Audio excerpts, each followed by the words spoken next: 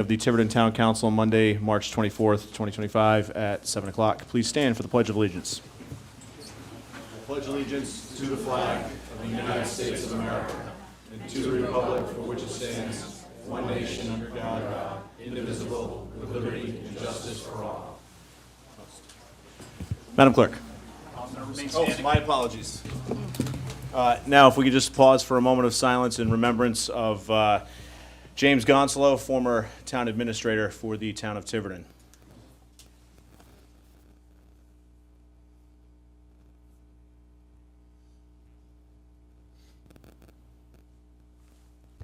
Thank you. Now, Madam Clerk. Take the roll call. Councilor Comito. Present. Councilor Hayden. Present. Councilor Present. Janick. Present. Councilor DiMedeiros. Councilor Edwards. Present. Councilor Paul. Present. And Councilor Perry. Present. Councilor DiMedeiros will be a moment or two late. Okay. Now, if everybody will bear with me, I'd like to read this proclamation. So, whereas on this day, Victor Ferland has reached the remarkable milestone of being 100 years old, and whereas Victor Ferland has been a cherished member of the Tiverton community, contributing significantly to the fabric of our town, and whereas Victor Ferland has demonstrated an unwavering dedication to his family, being one of 15 siblings and a lifelong tradesman, and being one of many who built the Braga Bridge in Fall River, Massachusetts, and whereas we, the Town Council of Tiverton, wish to express our heartfelt admiration and congratulations on this momentous occasion, now therefore be it proclaimed that the Town of Tiverton hereby recognizes and celebrates the 100th birthday of Victor Ferland on this day, March 24th, 2025.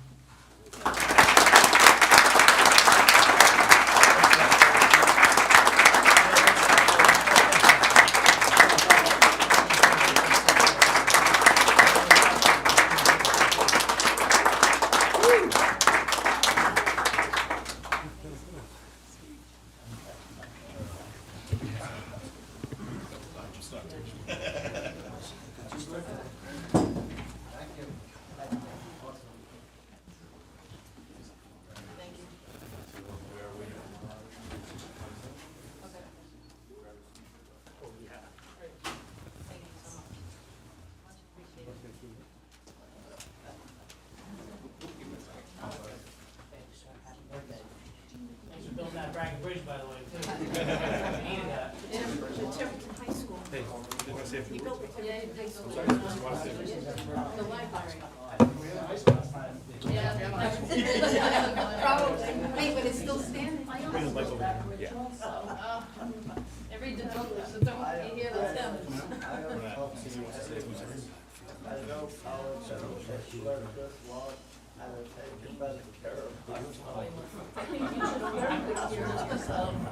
100 years. Thank you.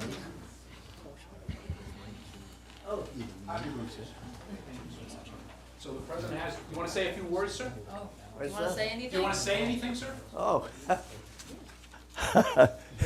it's nice to be seeing people not looking at me in the casket.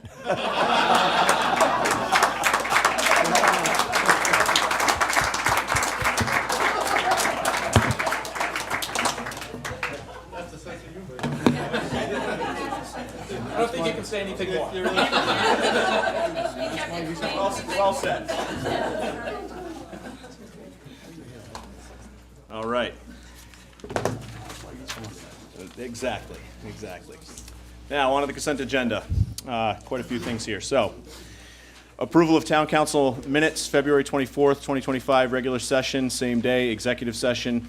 Acknowledge receipt of minutes from boards and commissions and committees. Personnel Board 5, Litter Control 1, Open Space and Land Preservation 1, Economic Development 1, Harbor and Coastal Waters Management 1. Acknowledge receipt of reports. Treasurer Surratt, Budget and Revenue Reports, February 2025. School Department Year-to-Date Budget versus Actual Reports, February 2025. Acknowledge receipt of correspondence. Catherine Peruzzi, Friendship Farms / Comprehensive Housing Laws. Dan Darren, Proposed Trash / Recycling Changes. Town of Portsmouth, resolution in support of the restoration of general revenue sharing to cities and towns. The same from the Town of Middletown. Town of Middletown, resolution in support of Rhode Island League of Cities and Towns 2025 legislative priorities. Town of Westerly, resolution in support of the restoration of the general revenue sharing to cities and towns. Town of Narragansett, same, the same. Town of Woonsocket, the same. Town of Charleston, resolution in support of HB 2025 H5315, an amendment to allow for the temporary service of elected officials after retirement. Town of Charleston, resolution in support of an amendment to allow the towns of Burrillville and Gloucester to publish notice of their official actions in any newspaper of other designated platform of greater reach. Town of Lincoln, resolution in support of the restoration of general revenue sharing to the cities and towns. Town of Lincoln, resolution in opposition to Rhode Island 2025 gun control legislation. Approval of fire department budget transfers, $4,600 from account 3310-6968 medical physicals to account 3310-7530 software maintenance. $3,600 from account 3310-7611 fuel, oil, and tires to account 3310-7530 software maintenance. Tax collector McGowan, approval of uncollectible tax abatements in the amount of $33,994.26. DPW Director Rogers, requests permission to submit RIPD's MS4 2024 annual report to RIDEM. Would any councilors like to remove any items from the consent agenda? Councilor Janick. D5, D12? Councilor Comito, D12. Any other councilors? Okay, hearing none, do I have a motion to approve the remainder of the consent agenda? So moved. Do I have a second? Second. Motion been made and seconded. Any further discussion? Hearing none, all in favor? Okay, Councilor Janick. D5 is a resolution of the Town of Middletown in support of Rhode Island League of Cities and Towns 2025 legislative priorities. They do talk about supporting a robust local government funding through municipal aid programs, education, and grants, especially related to workforce management and personnel costs, business licensing, and regarding land use. And I feel that this is important for the town of Tiverton, and I would like to ask the solicitor to draft a resolution from the town of Tiverton to mimic or mirror the Middletown one. Wonderful. I think Mr. Solicitor has the direction. Thank you, sir. All right, Councilor Comito. D12 is the town of Lincoln. They have a resolution in opposition of the Rhode Island 2025 gun control legislation. I also feel that, I had a couple of phone calls on this, probably 5 or 6, and I would like to join on the bandwagon of this resolution in supporting opposing the gun laws that they're trying to change and take away the rights of gun owners. Okay, I'd Councilor. like to have the solicitor join that resolution if we all agree. I second that. All right, so no formal motions needed, but the solicitor will prepare a resolution for us to discuss at the next meeting. Thank you. All right. Next up is public comment. Do we have anybody signed up, Madam Clerk? To approve the Oh, sorry. I need a motion to approve D5 and D12. motion. Okay. Second. Motion been made, seconded. Any further discussion? Hearing none. All in favor? None opposed. All right. First up on public comments, Sanford Mantell, Water Department merge and trash program. Is Mr. Mantell present?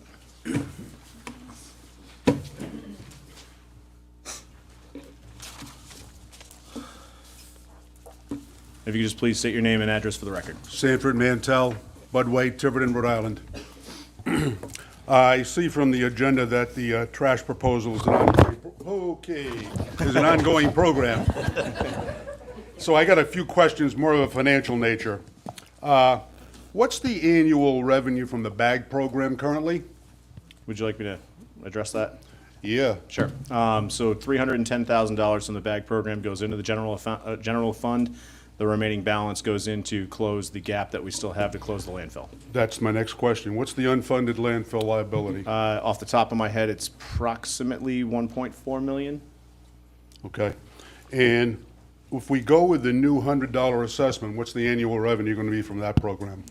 For full disclosure, the council is not, Okay. just has not reached any sort of I financial understand it's an discussion. ongoing program. Yeah. So, but again, maybe you can't answer this one either. So, with the budget coming up shortly, what's the benefit of the new trash program cost-wise to the town? So again, very preliminarily, the current trash contract is going to cost us approximately 1.2 million. Switching to an automated collection, as was proposed to us, was for 1.3 million, so a $100,000 delta. And the goal would be that it is a net the same or offsets more of the contract, at Okay, least from so- my perspective. So basically net, zero? Yeah. Okay. All right, the other question I had was the water district. I know there seems to be a sense of urgency to merge the two districts. Will the merged district be a quasi-public entity or a town department? So I can't answer that, correct? You can answer it. Okay. I can answer. Yes. The only thing that has been submitted is legislation, a resolution to the General Assembly to move forward or at least study the issue. There are no final decisions that have Okay. been made yet. So, that's up at the legislature because they're both quasi, both water districts are creatures of the General Assembly. Right. So, whether it goes forward, how they go forward, that's really going to be up to them. I'm sure they're going to ask for some town input, but we're nowhere near that yet. Okay. Based on my understanding. All right, just to follow up then, why is it necessary to merge them? That was a resolution of the council. Well, I know, but why? I mean, Ready to answer that now or no?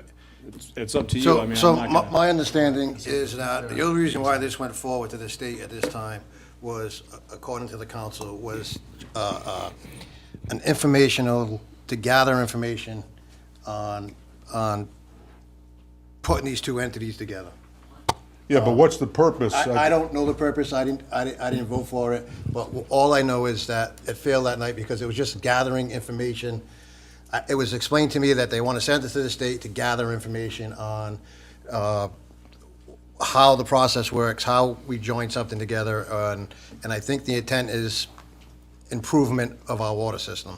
That's what I got out of the meeting, and that's all the information I have on it. Well, I've just come out from winter hibernation, so this is kind of like new to me, but that still doesn't answer the question. What's the advantage of merging them? I don't think this is the time. This is a time for you to be speaking, not for us to be answering questions. Well, no, I'm asking the question, I'm not disputing whether or because not we it don't- should be merged, I'm just asking why. Again, this is not for us, we shouldn't even be talking back to you at all. This is an opportunity for you to be speaking. I can not answer the for question. us It's to be long-term answering questions. sustainability of effective and efficient clean water throughout the town of Tiverton. If you look at all of our bordering neighboring towns, they all have significantly higher populations. They all have one water district. We have I'm not three. We Yeah. have three. So it's to, We have two. we have three because there's wells in South Tiverton, and that would be considered a separate one. But, okay, there's two. Newport has one, Bristol has one. Much larger towns with much more population have one water district. So it's economies of scale, it's effectiveness, efficiency, long-term, right? Okay. Maybe North Tiverton has paid for a bunch of infrastructure. We get that. We're not trying to put a burden on North Tiverton in any way, but it's about the whole town rising together and maintaining and sustaining clean water. We don't have the ability at the town council here to merge the districts. We don't have the ability to say, don't merge the districts. The decision is made at the state level. Simply what this council did was give the state permission to analyze and pursue whether that is the right thing to do, the wrong thing to do, fiscally, financially, operationally, you name it, right, across the board. So we've looked at all aspects. We've tossed it over the fence to the state, who is the person who, they are the team that will be able to solve this for us if there is something that needs solving. And just to give you a little bit more background, we have the two districts that we're discussing here have different models where they report back to us on concerns, needs, issues. And we're trying to line them up on the same model, which is called the hydraulic model. And so our team has worked to get that underway so we can get appropriate capacity analysis back and make informed decisions. So that's why it was passed over the fence to the state, and we really appreciate everyone in the town's concern on this matter. Okay, We that all makes sense. we all deserve clean water, right? Everyone's in agreement that we should have water in Tiverton, right? And it should be drinkable makes for our sense. children Okay. and our family. Okay. Thank you. Yeah, absolutely. Thank you, sir. Thank you. Thanks, man. Thank you. Paul LaRue, Water Department merger. Much better explaining. That's the path I was going down. Thank you. I know you were. Ladies and gentlemen, I also would like to Sorry, acknowledge that name and address for the record, please. Paul LaRue, General Manager. I live in Westport. I acknowledge that it's also good to be seen not in a casket. Okay, the first thing that struck me was the acknowledgement of letters from, on your list on the agenda. I know there was a ton of correspondence that went to you from NTFD customers that wasn't acknowledged. I'd like to acknowledge and thank my customers for providing that correspondence to you to let them know I appreciate what they did. In general, it's unanimous that no one sent a letter saying, yeah, it'd be a great idea to merge. The second letter that wasn't discussed was the letter that I sent with impact costs, and these are just the costs caused by the town as a result of this merger in the amount of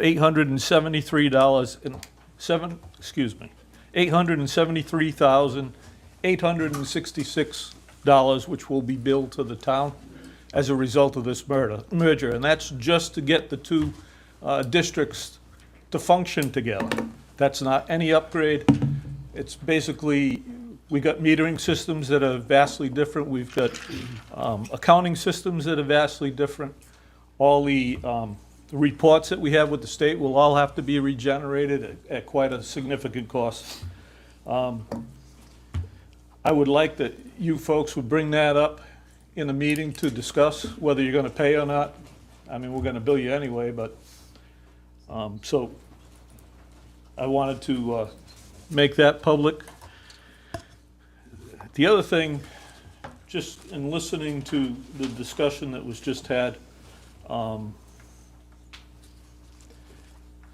resolution that the town passed was not to study anything.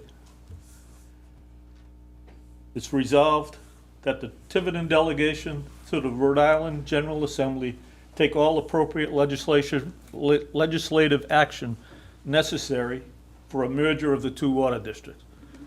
I mean, you pass, you want it merged. You don't want it That studied. legislative action includes the analysis, so it doesn't say to pass it. And just to make a comment, you said that we didn't acknowledge any of your letters coming in. I have responded to every single email that I have received. No, In I mean, regards in this regards to this Yep. water Yep. subject, I have put lots of thought into my responses, and I think some of the people who submitted them have actually emailed me and even thanked me for the time that I put into those emails. So we are responding. Okay. We're not just throwing I those by the didn't see it wayside. on the agenda. Okay.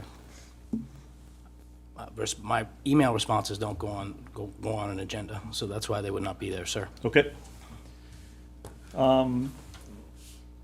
You folks supplied us with liaison Craig and Denise. I requested that Craig asked the town council to supply me with the real reason why you want this merger, because none of the things that you mentioned in the resolution actually hold any water. We have clean water. It's not a problem of not having clean water.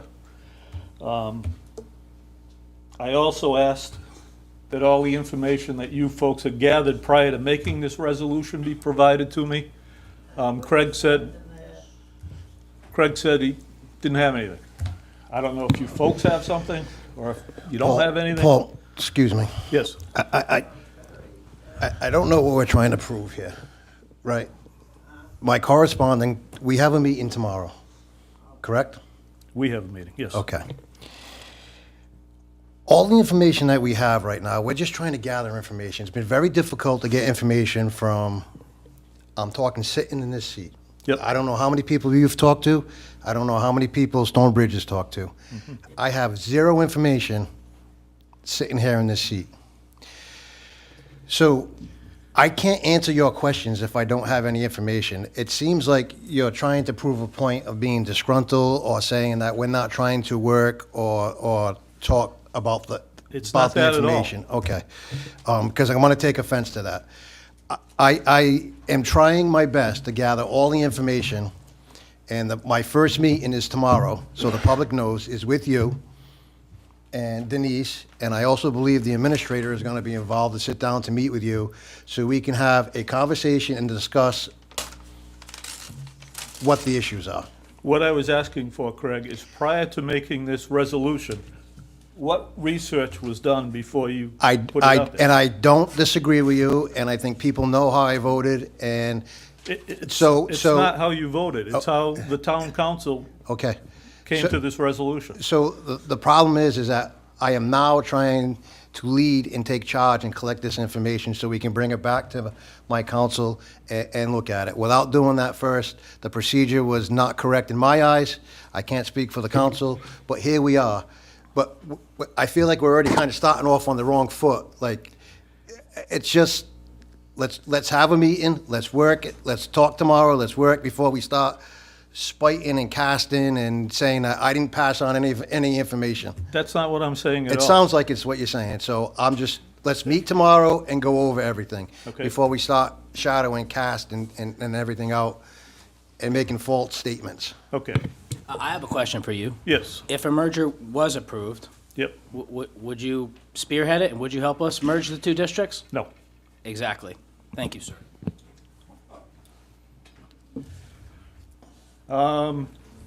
So looking at the real reason, I have to draw my own conclusions.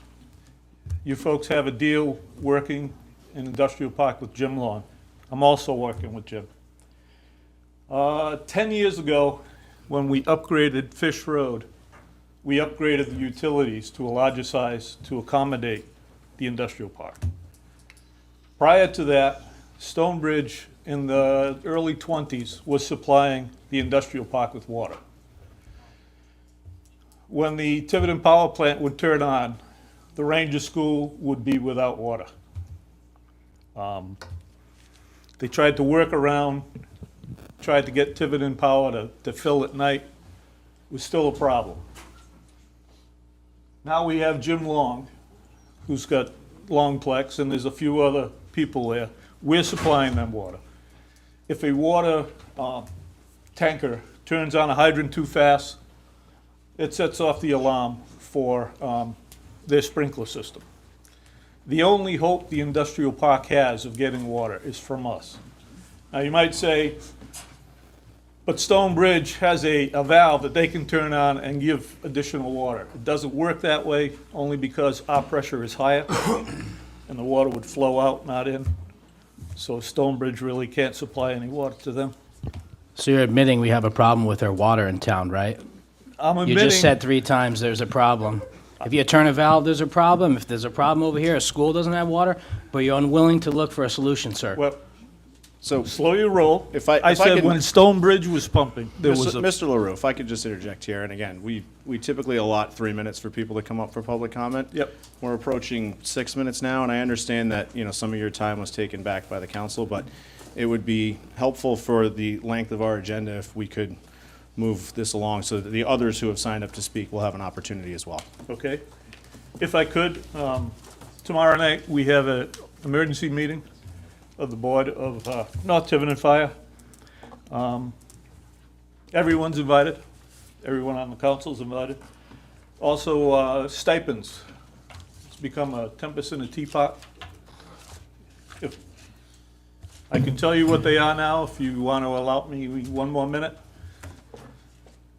Moderator makes $1,379.20 twice a year. Treasurer, $1,379.20 twice a year. Tax collector, $830.45 twice a year. The clerk makes $830.45 twice a year. All other tax assessors make $711.39 twice a year. The positions are open to all. This is exactly what we don't need, is a Facebook argument come in to be professional in like this atmosphere. We Well, we don't need a Facebook argument. Come in, let's sit down tomorrow, let's talk, let's have a healthy meeting, and leave Facebook out of the chambers. I agree, Okay. but it's If been. you it's agree, been- you're here saying it. It's been requested. Not officially, it hasn't. Facebook has nothing to do. David, It was part of a Officially, records yes. request, but a records request doesn't come by response this way. so. Thank you. Jeff LaChapelle, Water Department. Wish me luck. Just name and address for the record, please. Jeff LaChapelle, 36 Last Street. All right.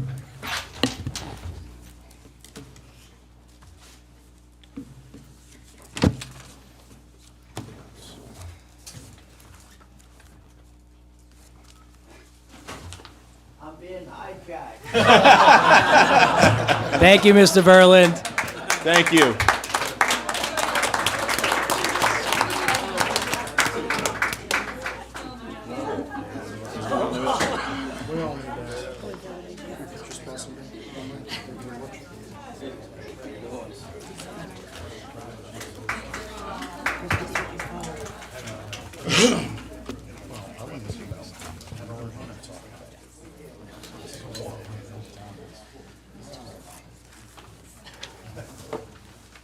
And then I understand the meeting tomorrow.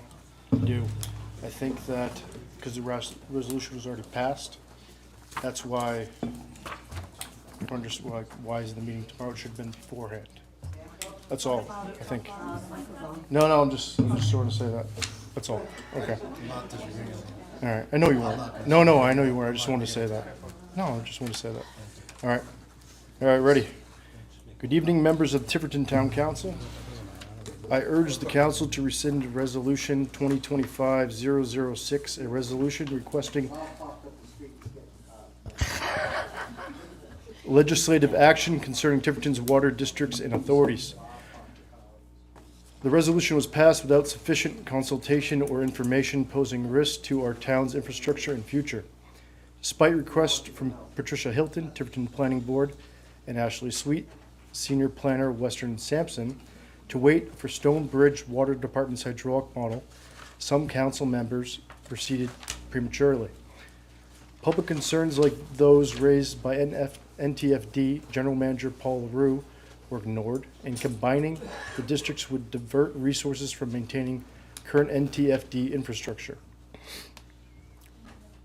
Councilmember Deb Janick questioned the resolution's rationale, noting the lack of critical information in consultation with North Tiverton and Stonebridge Water Departments. This oversight undermines transparency and stability.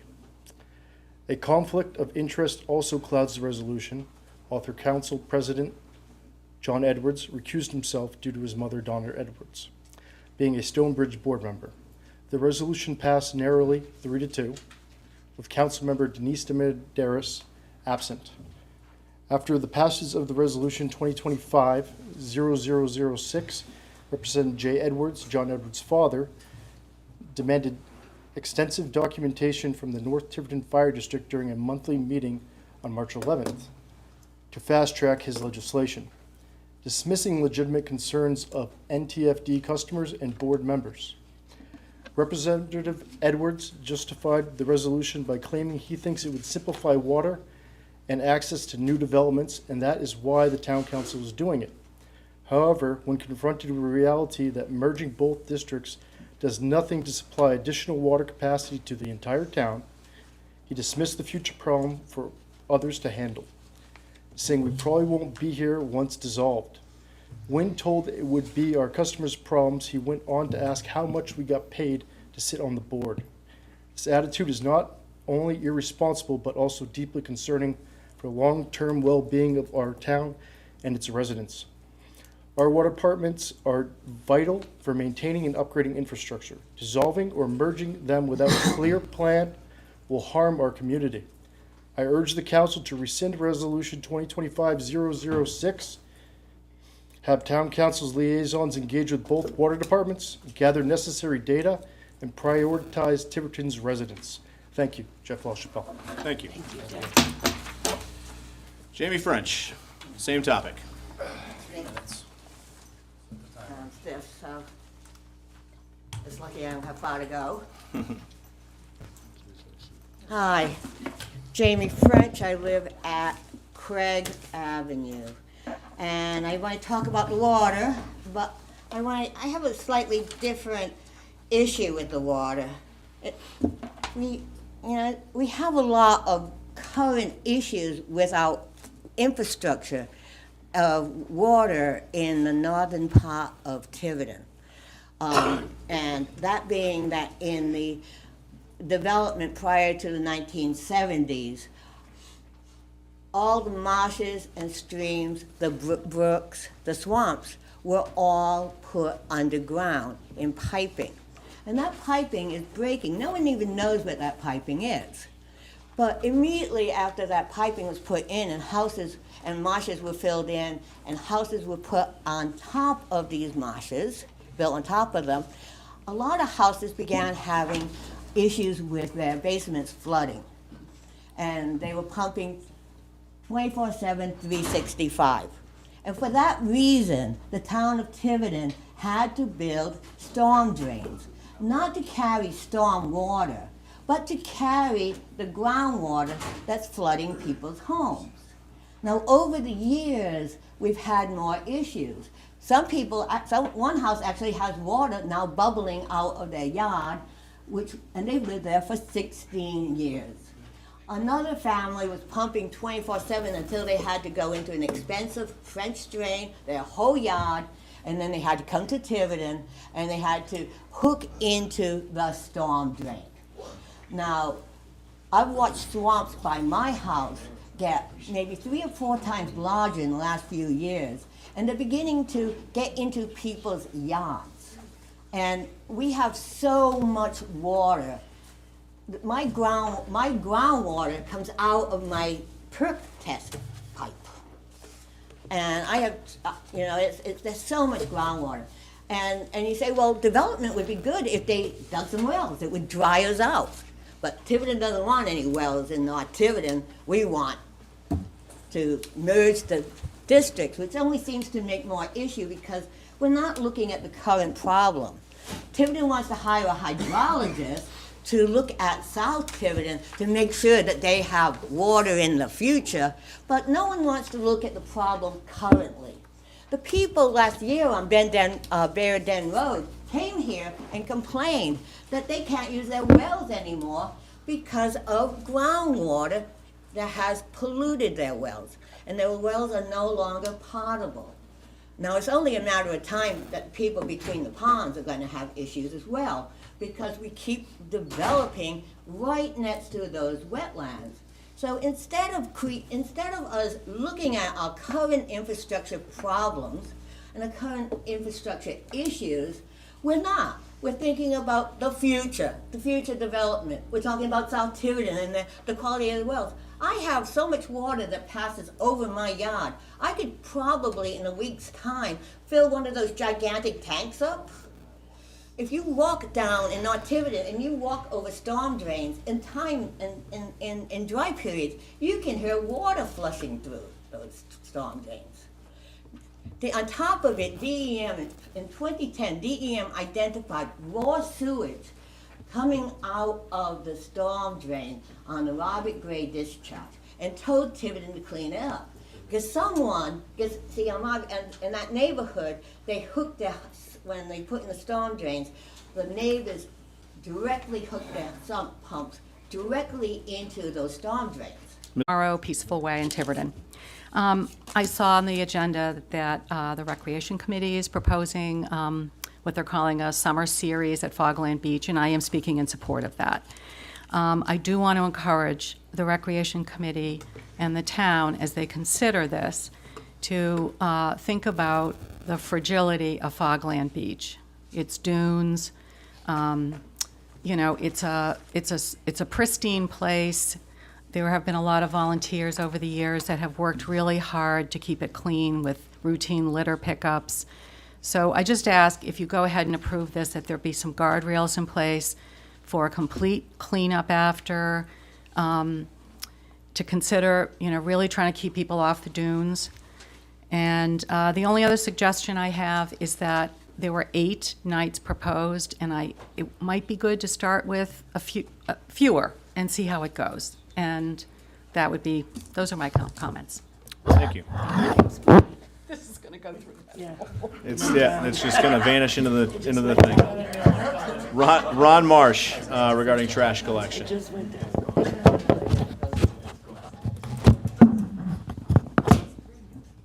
you go. No, we got new ones coming. The stand's brand new, not the light. Everything else is new, that is not. My name is Ron Marsh. I live at 484 Rhode Way in Tiverton. What I have to say will be brief. It will be non-confrontational. I will not be asking questions of the council.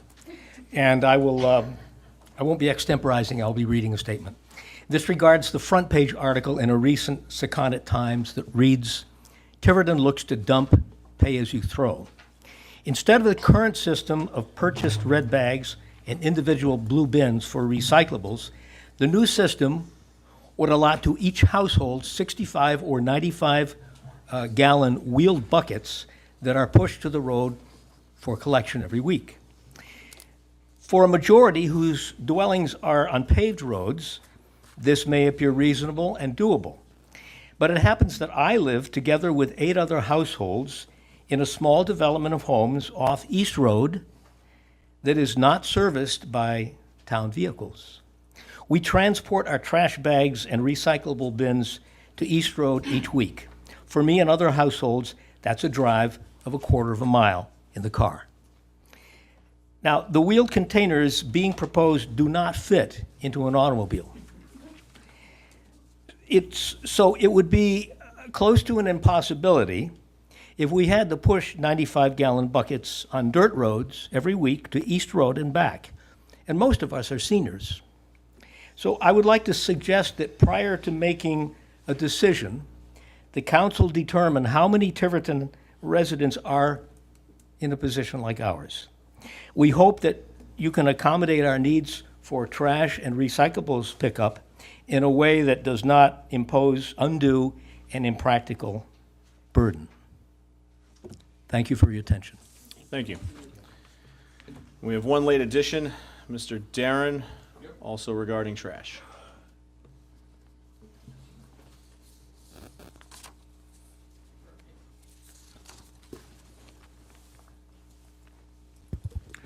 Thank you, council members. My name is Dan Darren, and I'd like to build on the last gentleman's comments regarding the current system of trash and recycling.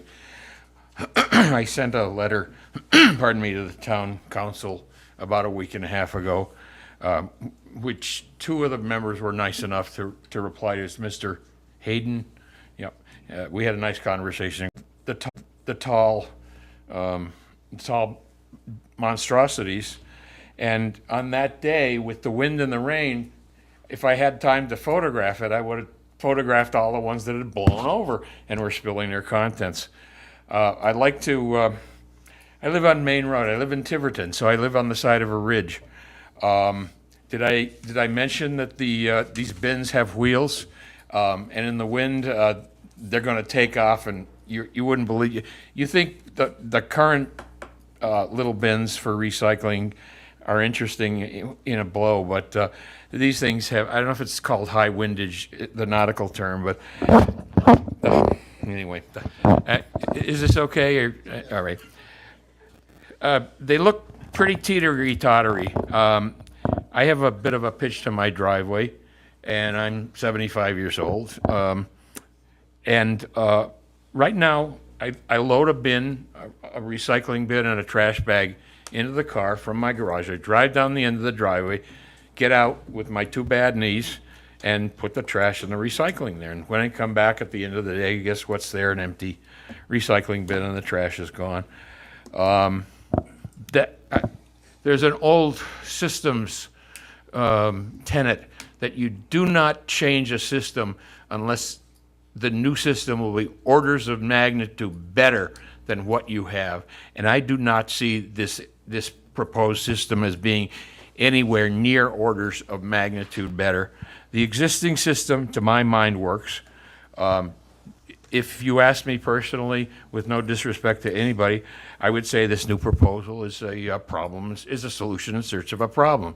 And perhaps if all you have is a hammer, most everything looks like a nail. There are a lot of good things that you folks could do. I thought I heard some numbers about $1 million for the town to purchase trash and recycling business. That could be incorrect. It could be 600,000, 250,000. I can think of a lot better things to spend money on than trash bins and recycling bins when the existing system works well. I don't know that I've got a whole lot to say about that, but the bags work fine for me. I thought I understood that if you had the bins to begin with, which the town was going to buy for you out of taxpayer casino money, you still had to get a sticker to put on the side of the bin to tell the pickup people that you were in the club. Well, what do people do that don't want to pay for the sticker? Well, I suppose they could go back to the old way, get a 55-gallon drum and just burn it, or maybe throw it in the woods. There's plenty of that stuff too. Once again, it ain't broke. To my mind, don't fix it. Looks like a solution in search of a problem. I know some of you seem to have very strong opinions and do not seem amenable to be swayed. I would simply ask you to keep an open mind, and I appreciate your time. Thank you. Oh, Dan Darren, 1542 Main Road, Tiverton, 02878-4417, USA Earth, Solar System, Kuiper Belt, Oort Cloud, Orion Arm, Milky Way Galaxy, Local Subcluster, Virgo Supercluster.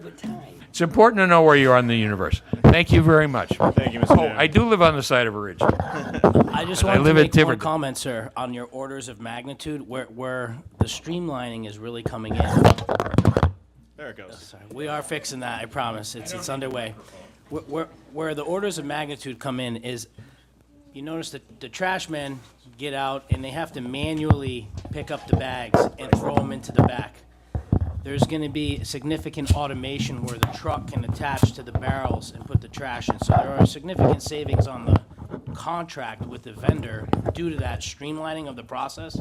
So I just wanted to, put that in your mind. And I very much enjoyed reading your email. Oh, thank you. It was very well written. Well, interestingly enough, Portsmouth just went to this kind of a system, and I don't know who's buying the bins, but they're charging $460 a year to have your trash. It reminded me of when we were selling our house in Ipswich, Massachusetts, and we had to get a septic system. And in the 11-plus acres that we had, there was only one teeny little corner where we could place that septic system. And my wife kept railing about, they have something called Title V there. We also used to call it the Excavation Contractors Full Employment Act. She never appreciated the fact that we had to pony up $60,000 and go through unbelievable hoops with the Board of Health and everything else for something in which to drop excrement. She used the word starting with SH and NEER, but anyway, double T. Thank you very much. Thank you so much. Thank you. Mr. Darren, Sir. thank you for the commercial break. All right. Ms. Morrow, the balance of your time is yours. All right, I'll be very quick. I just have to respond that this issue with trash and recycling is a problem that needs a solution. It's not the opposite. We have a terrible problem with our recycling bins and the contents being blown all over town. And I really want to encourage everybody, take a look at Bulga Marsh Road, take a look at Fish Road, take a look at any of the roads. The bins are overloaded. Well-meaning residents just fill them up, put them at the end of their driveway, sometimes the night before, and the next morning they're all over the road. And I want to remind people, nobody picks up that litter from the town. That's not part of DPW. It's volunteers who get tired of looking at the milk containers and the cans and the wrappers who go out and clean it up. There's no more help from the state, so it's volunteers. It's a human who decides to go and pick up trash. So we do need a solution to that problem. Thank you. Thank you. Mr. President. Out in the morning, the critters of the Yes. night will not If I may, Mr. President, so just so everyone knows, and I've spoken to the council and the council president, so this way, people are always free to come to all the meetings and talk about the issues that face their community. And it seems like over the past couple meetings, water and trash, I've learned more about that in my 3 months as administrator than I probably want to know. But it is a serious issue because it impacts us. And I can speak for the council, and I've been authorized by the president to start a citizen survey before we do anything else. I think it's important that all of you have a voice and that the council gets the best available data that they can before they make these decisions. I can assure you, and I'm speaking on behalf of the council, we don't want to ready, shoot, aim anything. And I know there's been a lot of allegation. I know there's been a lot of frustration and emotion. I can speak for myself. What I'm trying to do is calm everybody down. So this way, everyone has a voice, and that we're doing and making these policy decisions in the best interest of the town and not in any individual interest. Thank you. Thank you, Mr. Administrator. All right, next up, we have public hearings, discussion and possible votes, approval of the... John, we have one more. I just wanted to ask a question, if you don't mind. Yes, by all means, please come up to the microphone. Oh, Meredith Mucci, East Road, Tiverton. But just about how it works, because there was something I would like to say about, I've been to the planning meetings, and I've heard some of the impact studies on some of the developments that are being proposed. And I don't know if town council is someplace where we're also discussing them, because not everybody goes to the planning board's meetings. And I didn't know if this was the right place to bring those things up. The solicitor is saying it is the planning board's domain. It impacts, there are certain criteria that the developer would have to meet under the standards, and that's all determined by the planning board. All right. Obviously, if It was just that his impact study said that someone was gonna make a profit, but the city was gonna have to cover $800,000 a year in taxes. That is true. That was, I know what developer you're talking about, but that is true, but that is not a reason to deny an application. No, but I just didn't know if it was something that the people at large who Oh. come to council meetings but not planning board meetings should I saw the hear. letter. I don't know if your numbers are accurate. I don't want to say, I don't know if it's 800,000, but yes, they did submit a proposal that indicated that because of the potential influx of students. It just breaks my heart Yeah. for because I understand. I think when we look around this room, we see mostly people with at least moderate income and not high income, and it's about to become less affordable to live in Tiverton because somebody's gonna make a profit, and I actually is upsetting. So, again, I won't take up any more of your time, and I will continue going to those meetings. It's important, you do, just so you know, but financial gain or loss is not a valid reason to Yeah, I get deny it. a project. So I just want to Yeah, make yeah, that yeah. clear, so. Yeah, understood. Thank you. Thank you. All right, so approval of the proposed amendment to the Tiverton... Mr. President, could I have just one? Yes, Mr. I Perry. like that, Mr. Comito. Were you involved in the casino when it was being built? No, I was not. You weren't? Okay. Do you know what kind of water system they put in there? Oh, that part I do know, yes. Do they have their own water system? So I believe they get water from, they have a large tank, and they refill it at night. All right, we gotta cut this So off. we are way off the agenda Yes. topics. Well, I know, but you were talking about water districts. We're not talking about Yeah. individual, we're not talking about an entity, like, we're talking about the merger of districts, but you're asking a very specific question that's not on the agenda regarding a water system that we have. so. If there's interest, we can put it on a future agenda. I just don't want to get a foul of the Yeah. open meeting law. We're kind of on the edge. All right, so approval of the proposed amendment to the Tiverton Code of Ordinances, Chapter 6, Alcoholic Beverages, Section 6-9, number of licenses. This proposed ordinance will amend the Class A retail sale maximum number of licenses as governed by Rhode Island General Laws 3-7-3 and remove the current maximum cap of 3 licenses and allow additional licenses to be issued based on the town's population as determined by the census. Since this is a public hearing, I will now open the public hearing. Would any members of the public like to speak on this proposed ordinance change? Any members of the public? Last time, any members of the public? All right, with that being, Did you say, again, Meredith Mucci, East Road. Did you say that you're opening it up to more licenses? correct. All right. I'm in support of that. All right. I'd like to make a motion to approve 6A. Hold on, for all right, discussion. hold on. Let me, we gotta close the public hearing first, then we can get to the council comments. I'll go right to left, if that's all right, and then next one, we'll go the other way. So, no other members of the public like to comment? Okay, with that, I would like to now close the public hearing. Members of the council, Counselor Comito, would you like to add anything? Counselor Hayden? I'd like to make a motion to approve 6A as stated in the agenda. Do we have a second? Second. Okay, now for discussion. Counselor Janick? Nope. I'm all set. Counselor DiMederos? I used to know this, but I forgot because there's too much knowledge. How many licenses would this allow? Like, what is the law? It would be just one more. One more, yeah, right? but it will, yes, as One written. more right now, Correct, as written, but his census goes up. correct. So this, if you recall, back in January, I gave the council a memo on this. There were two options. One was to increase it to reflect the current population and cap it at 4, or the other option was to allow it to float with the population increase automatically. And the council at the time indicated they wanted to let it float automatically with the population. So based on Tiverton's current population, you can add one more Class A, and then when you get over 20,000 residents, we'll look at it, but it'll be automatic. We wouldn't have to come back to the council and amend the ordinance again. So that was what the council instructed me to do. I'm sorry, I just need. Yeah, no, I understand. And if it goes down, we would lose one. But you can't take a license away, so Correct. Got it. It's a little gray area what happens when you drop down, but yes. Got it. I don't Counselor think it's gonna Paul, go down. No, I don't think so Discussion, either, Counselor but Perry? I'm just saying. Okay, so, because I'm the chair, I get to go last. My opinion, this is a good thing. The legislation is written in such a way that actually once you get over 20,000, it becomes some weird formula, and I think we'd essentially be at 4 until we hit something like 30,000 residents, if you do the calculation. So, but in the meantime, there's been interest from 2 other people to apply for these licenses. So, I'm in support of us passing this. Any further discussion? Hearing none. All in favor? None opposed. All right. Next item for public hearing is Cultural Survival Candyce Testa.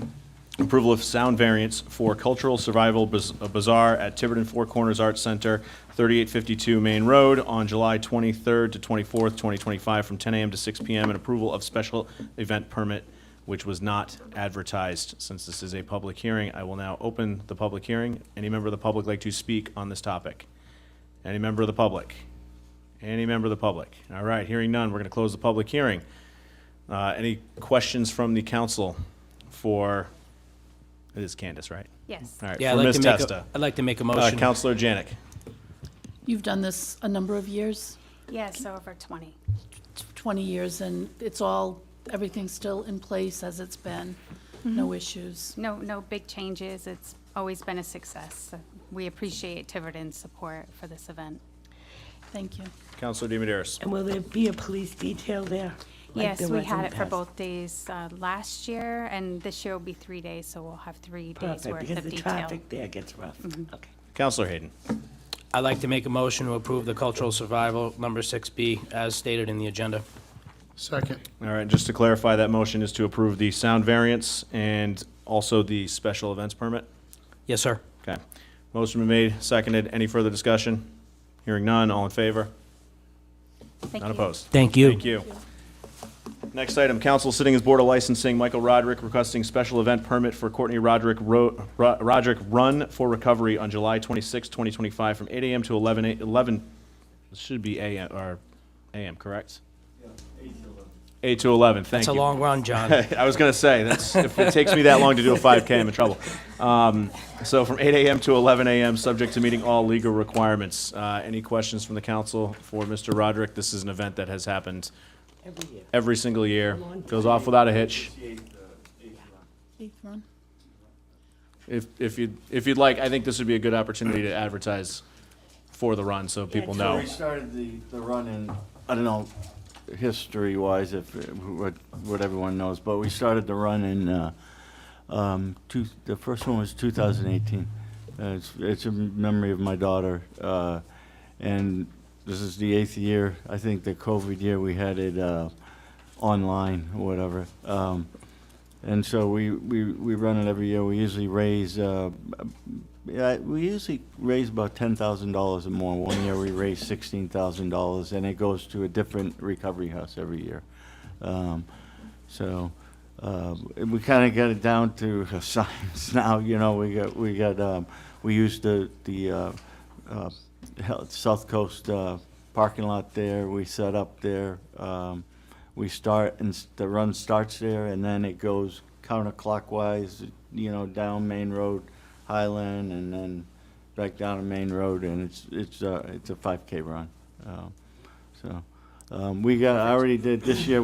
All the checklists are all online, so I already bought the insurance. I got the approval. There's I posted all that stuff online, and so. Wonderful. And just for those at home who may be interested in running, what's the website? So it's Courtney Roderick 5K. Okay. Yeah, CourtneyRoderick5K.com. We got a good website. Perfect. Yeah. Yeah, we usually have about 120, well, one year it was really hot, one year, but usually we get about 80 to 100 people out there. So wonderful. Do I have a motion from the council? And the police department provide great support. Thank you. Mr. President, I'd like to make a motion to approve 7A with the change that it would be from 8 a.m. to 11 a.m. Subject to meeting all legal requirements. Yes, sir. Okay, do I have a second? Motion's been made and seconded. My final bit of discussion is I challenge Councilor Hayden to run it with me. You could run or walk, either one, you get a T-shirt. I was going to challenge the whole table up here to join so we get to That'd be 90 great. people instead. I love So it. How's that? Let's do it. I'm just going to be honest. You'll be walking? Not going to happen. All right, motion's been made and seconded. All those in favor? Challenge accepted. Thank you, Mr. Roderick. Thank you. Thank you. Next up is Library Director Damaini. Request approval of Class F one-day liquor license for fundraising gala event on Friday, May 30th, 2025. Any questions from the council regarding this request? If not, I'd like to entertain a motion. Mr. President, I'll make a motion to approve the Class F one-day liquor license for the fundraising gala for the Tiverton Library. Second. Seconded by Councilor Hayden and Councilor Janick. Any further discussion? Hearing none. All in favor? None opposed. Congratulations. Thank you very much. You can go home now, Catherine. Next item on the agenda is Director Rogers' discussion and possible vote to award the contract for specified recreational facility and turf management services bid for calendar year 2025 to Landscaping Services Incorporated, DBA DaPonte Landscaping, in an amount not to exceed $63,700. You may want to have a seat there, Director Rogers, if there are any questions. Sorry. I know that this was an item on the last agenda. I did invite Mr. DaPonte. He's in the room. So if he wants to come up and approach the table, sit next to the director, in case the council has any specific questions for him as well. Wonderful. Thank you for taking the time to come. It's interesting. Yeah, we are. The machinations of government are often exhilarating. Any questions from the council or for Mr. DaPonte or Director Rogers, or do we have a motion? I just want to make sure the work that we're paying for is getting done. We've driven by a few of the fields last year. Some of them weren't mowed. I think I'm not the only counselor who witnessed it, so we would love to hear from you, and we appreciate you working for the town and keeping our fields and everything mowed. So that was my one concern, and that's why I think this got pushed from the last meeting. But other than that, appreciate all you do for the town. Well, Mr. DaPonte is new to. Correct. This will be your first year doing this for us. So that was what was happening with the previous vendor. Correct, so. Councilor Janick. I'm sorry. Some of the sports groups were coming out and mowing their own fields because they weren't getting done. So we want to make sure that their fields are getting done on a regular basis, and so, because then they have to line them too, so. Sure. All I can tell you is, and this is what I do for a living. In 2024, I maintained Bristol Warren Regional Sports Fields, the Bristol Recreation, Portsmouth Abbey Sports Fields, the Town of Portsmouth Sports Fields, the Portsmouth School Department Sports Fields. So this is what I do. And I did see on your list of all the ones that you did, and you have, as part of your contract, all of the areas that are part of the contract. So I figured I was going to be facing these questions. So I went through the contract and I clarified exactly what to expect from me, okay? and if you mind, I'd pass these out. That'd be great. Thank you Because for I doing know some people are concerned, is it, are we gonna deal with the infields, are we gonna deal with the parking lots, are we gonna deal with no striping? So behind it is the actual specs that were distributed, and it discusses the pre-bid. And so the cover sheet is just my summary of what I'm expecting to perform. And if you note in there, there's a few days where, I guess in the past, you haven't done the sports fields twice a week during the heavy springtime, so you'll see it all noted there. Thank you for So addressing that, that. to me, is a summary of what's requested. Councilor Comito. Yeah, so in the contract, it does mention about cutting twice at some of the fields, You right? can see that in that. Okay, so our town farm recreation area is, it's probably one of our largest parcels that we have and our most used for soccer, sports, baseball, softball. That seems to be where we've had most of our problems in the past with the fields only getting done once a week, the clumping of the grass. It does get very wet there, so at times it gets difficult to keep up with it. So that's noted in there, and Okay. if you notice it, but it's springtime only, it's from April through June 30th. Right, okay. And then the cleanups, as far as a standard procedure, I would assume your men do carry blowers to blow the grass off, Yes. the walking tracks, the field areas, The things policing of that of litter nature. is a process that happens, and you guys also inspect it. I noticed that, Prior to yes. the cut. Okay, But with the fall and spring cleanup, there's only certain locations that are addressed. correct. The only other thing that I would like to add to this, Mr. President, is Yes. the fire station on Station 3. So we can't add. We can't add. So because according this to the was a contract, it specific- saes once the contract takes place, that you can add a field. That was clarified in the pre-bid. That was one of my pre-bid questions, because there was a line that said, once the contract is added, Right. that town of Tiverton could add as much as you want. And I said, that doesn't make sense. And No. they said, no. Okay, so the problem is we have If that's one. the fire station, and I might not, because I handed out my copy to you guys. Yes. If that's the fire station behind the baseball field? No. Okay, then, So there's a fire station on East Road, which, for years, there's been confusion about it. Either somehow or another, it has been done through the town before, but the fire department has to contact whoever the contractor is on their own to get it done. I believe, we haven't formally met with anybody from your town yet, so that can all be, we could sit can down work and something discuss out. these. But that currently is what we put in, the paper you have in your hand. Thank you. So, Mr. DaPonte, first off, thanks for coming to the Spanish Inquisition. I think it sounds like there is some areas that we may want to do a change order after the bid, and it's, from what I understand, it sounds like you might be open to that if we somehow did miss a field. I'm assuming there would be a cost for that. It wouldn't be included in the contract, but it's something that we could potentially revisit. Yes, absolutely. Correct. I'm not sure it's really a miss, John, but I just think it needs to be added to. Yeah. Mr. Rogers? Councilor DiMederos. I just have a quick question. What is the Florence Street rec? That's a field on Where is Florence it? Street off of Stafford Road. Used to be a Come ball up field Florence, there. it's just an empty field on the right-hand side. Used to be used for soccer and T-ball. Yeah. Do we use it now, though? I've used it for We soccer. do, okay. No, I just wasn't aware of that one. Councilor Paul, Councilor Perry, any questions? Councilor Paul. I do. Mr. DaPonte, just to be clear, this has absolutely nothing to do with your company. You guys have a very reputable company. I worked in Bristol for quite some time. The questions we have here is a result of prior contractor, and to not fault him, I think he took a little bit more on than he could chew, but he was a fantastic guy, so it has nothing to do with him. One of my questions was rain. So one of the excuses last year was lots of rain, can't get the grass cut. Lots of rain, can't get the grass cut. And then it gets cut at 6 inches, and that's where the clumping came into play.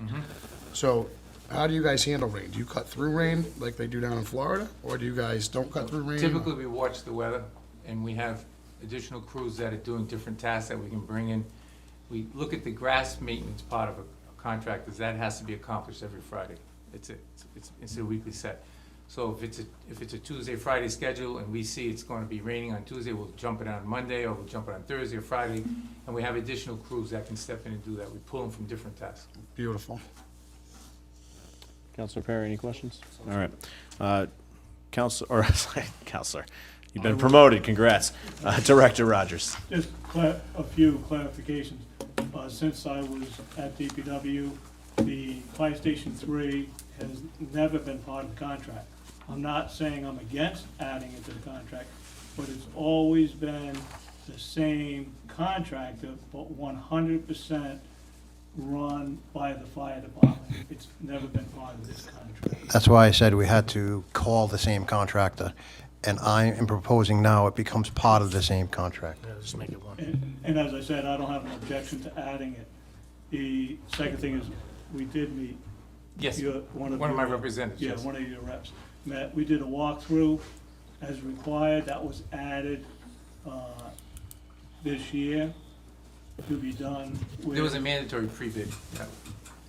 And the third clarification is, this is an award for specified recreational facility and turf management services.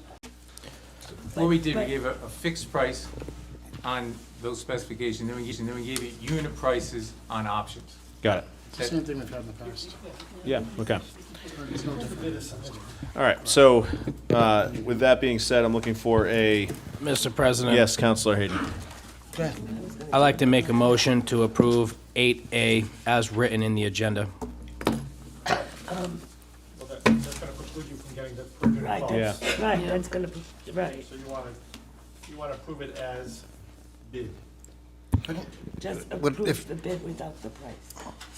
Correct. Well, the bid is, the bid is for the grass, 63, whatever, but he has also given you a per unit cost. To the extent that you use those services, you want the benefit of those per unit costs. Those are correct? optional à la carte services, Correct. correct? Okay, Which so. I would assume we would be billed when those services take place. On call. Correct. Yeah. But You you never can't be call billed for 'em, until it you, never happens. right, but you can't, unless you, correct. He's Unless just you holding approve- these prices in the contract. So Correct. can you repeat the verbiage you need again, Mr. Solicitor, for the Sure. So motion? you're going to approve the bid as submitted with the grass provision not to exceed 63, whatever that number is, and then for the unit prices to be adopted as submitted.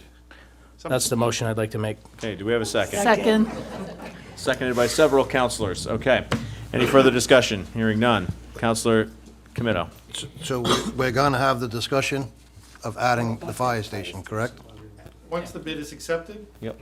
and approved, I think the contract indicated he would sit down with Rick, and obviously that's going to be an additional cost because you're adding something that Well, he wasn't. might, It's a change out of the order. kindness of his heart, just add it to, it's a small area. Yeah, you definitely didn't want to come to this meeting Let's get tonight. that on the next, It would be a change order that, All right, thank you. we can It put that just on a needs to be- future agenda, correct, and get that added. or you can give the director the ability to do so. Okay. Do Any we have further to do that discussion? now? Councilor Janick. Do we have to do that? We don't I have to would do not that now? recommend doing that now. Okay. Okay. Any further discussion? Hearing none. All in favor? Thank you all. Unopposed? Thank you. Thank you. Thank you, so Mr. much. Depart. No kidding. All right, Recreational Chair Gilfillen, discussion and possible vote to hold Fogland Beach Sunset Series at Fogland Beach on June 24th, July 8th, 15th, 22nd, 29th, August 5, 12, 29, from 5:30 to 8:30 p.m. Hi. Hello. First things first, I want to thank Maureen for her feedback and her support. I do want to clarify, I think there's a perception that this says series, that it's the sim kind of thing is what we did at Balgamarsh. It's not. So what we're looking at is essentially having one steel drum player and 1 to 2 food trucks. So far more low key. But you still are having the summer series at Brookmarsh. Correct, yes, People yeah, are which was calling. previously approved. Okay, We're not yeah, 'cause moving people away are from that. calling. Okay. No, and the thought here was, so under Recreation's purview, we already can approve to have food trucks on the beaches in different times. We didn't want to do a larger scale activity, didn't feel like it was appropriate for there. So if anybody's familiar with the footprint of where the playground used to be at Fogland, there's just a big sandy area there, and what we would do is put a small section of stage, and then we would have one steel drum artist come in. It does require minor amplification. I did clarify on that. So if there is a need to come back for a different type of approval, I'm willing to do that. But the decimal levels, I don't think exceed beyond what we're looking for, which is why I didn't initially submit it that way. So There's no microphone. No. there's no Sorry, Mr. microphone. It's on here. Okay. Yeah. So the other thing that I did want to mention is I think, to follow up on what Maureen had mentioned, I think there's a good opportunity here for us to not only make sure that we continue to be good stewards of the beach and the work that's being done there, but I want to actually take back to the Recreation Commission and some suggestions and to potentially look at how we can do some education as part of this, of the restoration that's going on. So it's an opportunity to make an additional positive step in that direction. So, and I think in your packet, you have a sort of minor layout of what we're anticipating for. It's right at the Okay. front. Do we have a I will motion? make that motion. Counselor So, motion to Paul. approve the Recreation's Fogland Beach Sunset Series as the dates as stated in the agenda. It's too many. Discussion. Seconded by Counselor Perry. Discussion, Counselor Ms. Janick. Janick. I've gotten a couple of emails. People are concerned about the parking. Will you be limiting the parking and to what areas? So at the moment, we are going to restrict the parking, and as you can see on the diagram there, the entrance into it so that there's a footpath. As far as other parking availability, we're going to work with the gate attendants just to make sure that if the beach is full, there's not additional space. So it's something that we're going to look at, and we can't go over capacity for it, but we're not going to cut down on what our normal capacity for the beach is. What is the capacity for the It's about 200, and I think it's listed as 220, somewhere in there. Vehicles? What's that? Vehicles? It's hard to Yeah. believe. That's what, and Really? that wasn't something that I pulled, that was what had originally been listed on the town's website, so could be less than that. I think it's less, probably.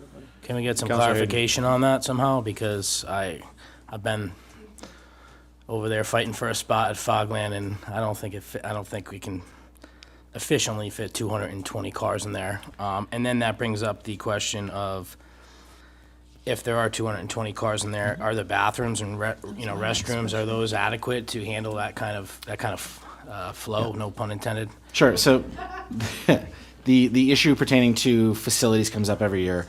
There are the ones within the bathhouse which are and we're monitored regularly, but one of the other things we've been in discussion with Director Rogers about is where we could place additional porta potties further down the beach, which was in discussion even before this came up because of other issues that had arisen. So I think what you're going to see is there are going to be additional resources placed available in different spots, especially on the far end of the beach, and probably one in between, something we're looking at to account for the issues we're having anyway.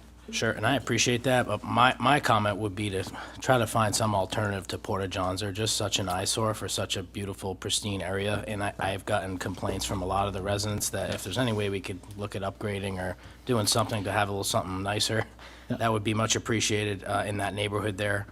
And then do we have police presence?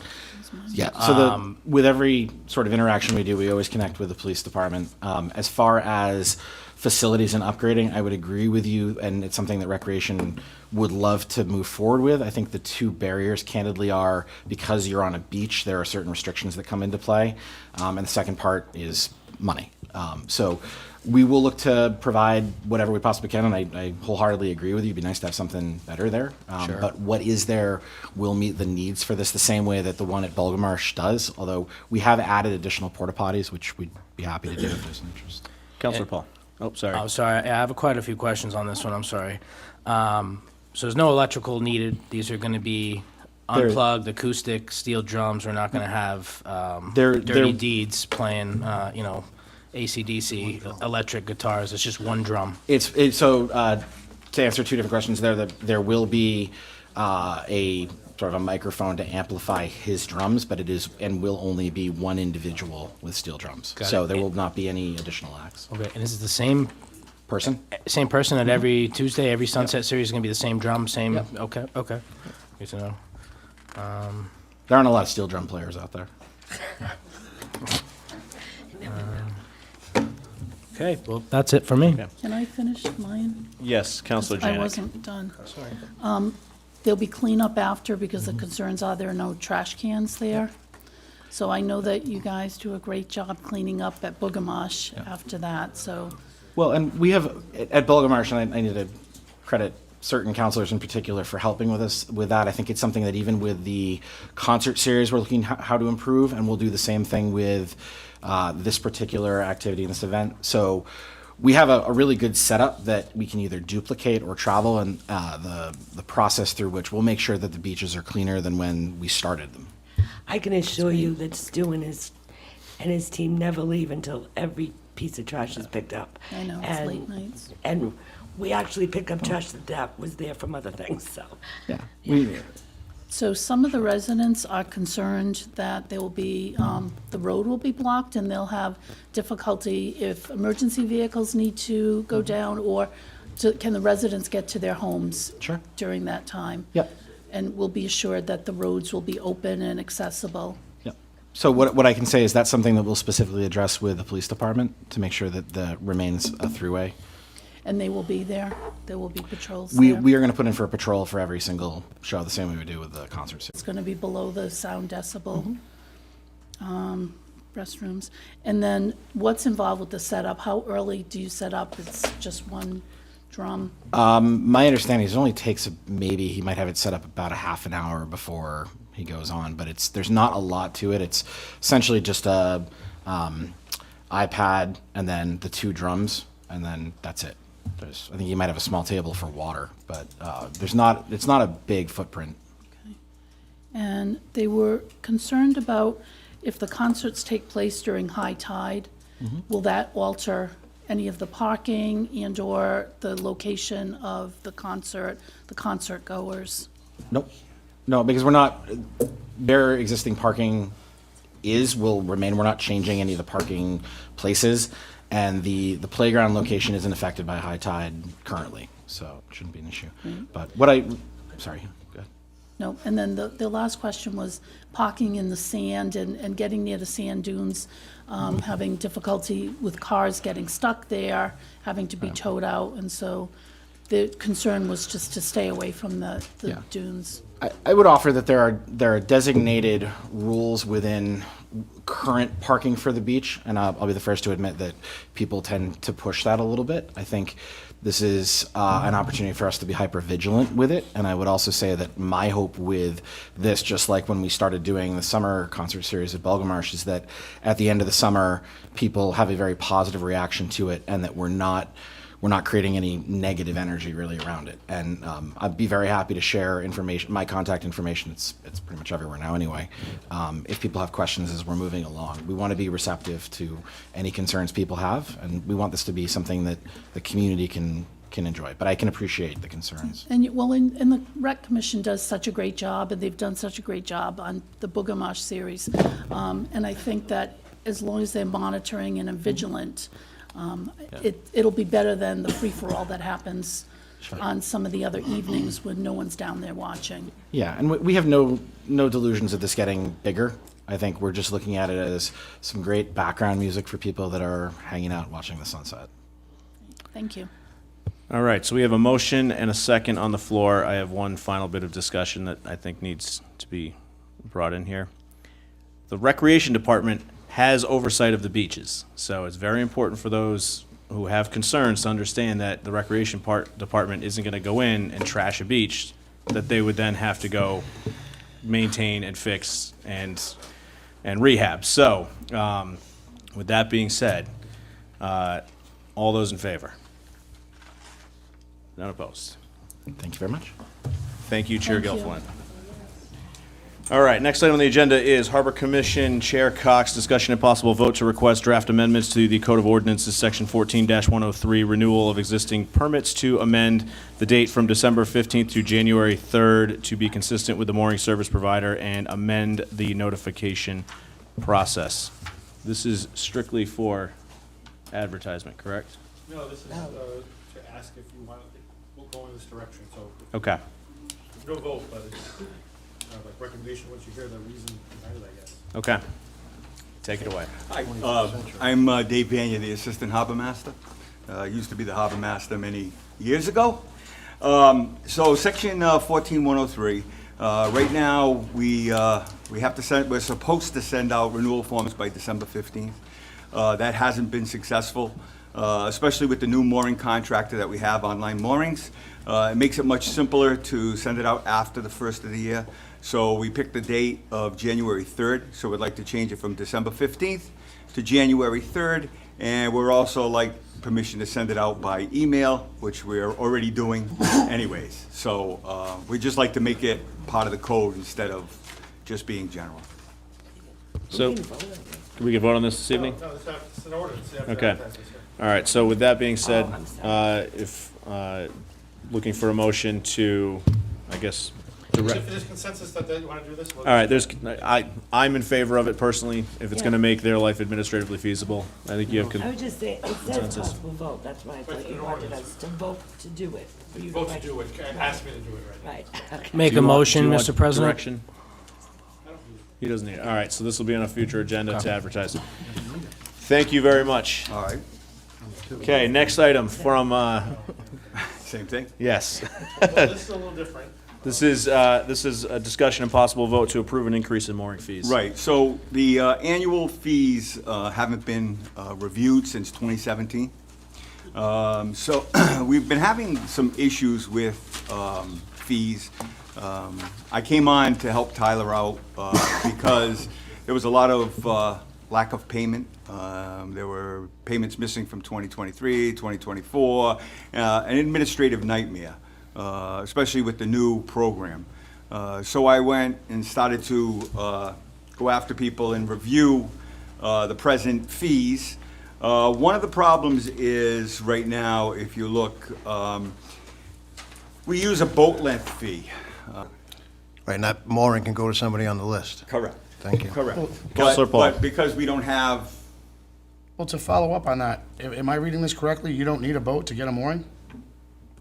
no, you're supposed to have a registered boat to have a mooring. Okay. Except if you're riparian. So the other question I would have then is, you had mentioned that somebody registers a boat to a mooring, and then you find out there's a dinghy on there. Right. You guys issue violations? It should be a violation if the large boat is on it, but I would have to be out in patrol, and Tyler would have to be out in patrol, and would have to catch a larger boat on it other than the boat that's supposed to be on it. So, I asked Tyler last year, and this is nothing Yep. against him, Nope. when it was budget time, I said, based on your budget and your time, are you pretty much harbor management or are you harbor patrol? And he spent most of his time as management, not even patrol. So, for you guys to go out there by X date and check on these boats, and I'm saying this because I was the assistant harbor master in Barrington for 4 years.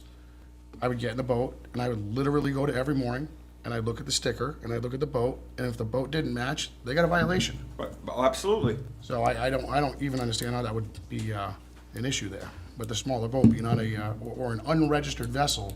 What do you mean with a small boat? It's simple, it's simple. I have a large boat, and I register my smaller boat. They don't have the resources to monitor it, is what they're saying, How- right? how You are get in the you, boat and you go look. That's, for, okay, all right. the other question I have is the GPS system. You guys don't have that yet? Of course we have a GPS system. No. They get the letter, and it says to go online and pay, and it tells them what they owe since 2023 when we've been on that program. I went on and verified all the payments that were made in 2023 with what the town treasurer's office had given me for a list of all the checks that had came in 2023, 2024, and 2025. And I verified them in the system to make sure that they're present, and any of the online payments that are in the system. And then anybody who's due gets a notice that they need to pay additional mooring fees, that they haven't paid their 2023. I had three today alone that paid 2023 or 2024 non-payments. And people are being very nice about it, and they're like, oh yeah, you didn't come chasing me last year, you know. Lost their mooring. Yeah, well, that's what I would say. Well, that brings up another thing, but this isn't the, Let's not stray too far from the this agenda. isn't the time or place for it. But losing a mooring is simple. May 1st, you have to have it paid for. If you don't have it paid for this is how simple it is. If you don't have it paid for by May 1st, you need to wait 60 days, you have to notify them, wait 60 days, according to our town code. Wait 60 days for them to respond. If they haven't responded in 60 days, I have to contact the mooring contractor. Mooring contractor has to pull the mooring. The mooring has to be placed in the mooring contractor's property for a full year before we can give that space to somebody else it's ridiculous. We have to really, And you're saying that that's a stroke of an ordinance to change that? that's an ordinance, that Well, needs to be let's changed. change Absolutely. the ordinance. Absolutely. Sounds like Portsmouth- we'll be advertising. Portsmouth, Bristol. make So it I just very told the town administrator, I live in a landlocked town. This is all Greek to me. Like, I have no idea. Hope is something that floats in water. Councilor Janick. Yeah, anybody wants to discuss it, just give me a call and we'll talk about it and we'll get it straightened out. So when you talked about, If that would be helpful. when you talked about people who pay for like a 20-foot boat, Yeah. but they put a 30-foot boat on that, does that affect the swing? Yes, it does. And And did- and it's can- actually supposed to be illegal for them to do that.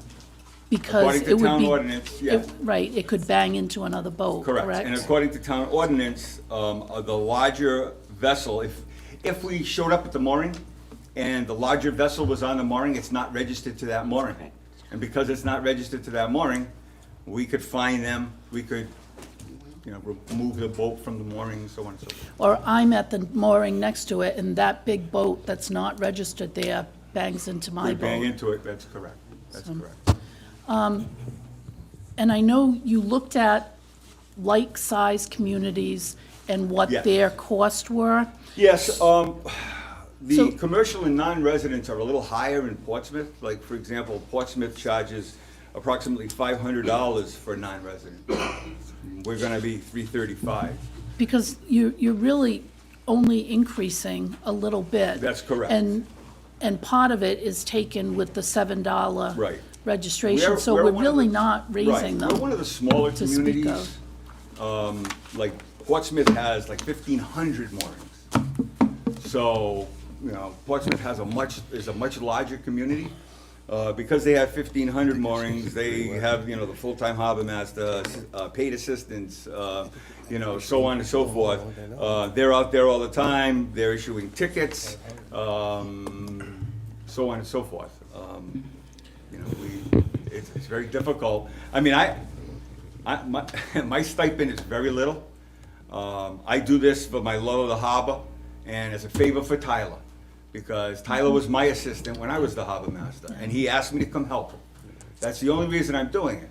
And the time that I invest, I'll bet you I put in at least 10 hours a week.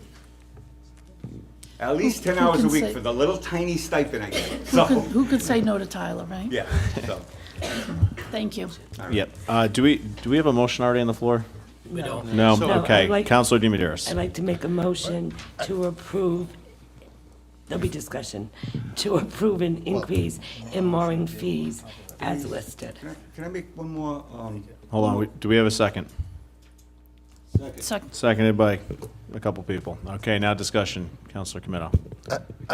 The way this is presented, I think we should table this, get some more information. I think our fees should be a little more money than what they actually are, and come back with a better increased fee to what's here. It's just, I mean, if Portsmouth's $500 and we're like way underneath them, I just think this should be reworked a little bit to increase the fees a little bit higher and understand this chart a little bit better. Well, my comment to that would be Portsmouth and Bristol have more amenities, more places to tie up. We've got no place to tie up in town. We've got no amenities, we've got no pump out in town except at the marinas. So we have nothing to offer for what we're charging. But we have a big waiting list to get on our moorings, correct? We have right now, 15 total. 15 total people on the waiting list, 9 of which who have not responded to renewals. 9 of which are not even I mean, been okay, ghosted. if you're fine with the fees, I'm just trying to. Mr. Solicitor. So, the current ordinance does say the commission shall annually recommend separate fees for resident and non-resident uses of recreational and commercial moorings. It doesn't really say how those are adopted, and I know that we have a fees and fine resolution, and I'm wondering, and I would just ask Jeannie, but she doesn't know, and I don't know if the mooring fees are contained within that fees and fines resolution that we do on an annual basis. I think it is. If it is, then we should incorporate these fees into the resolution so that we can can vote on it as part of that resolution.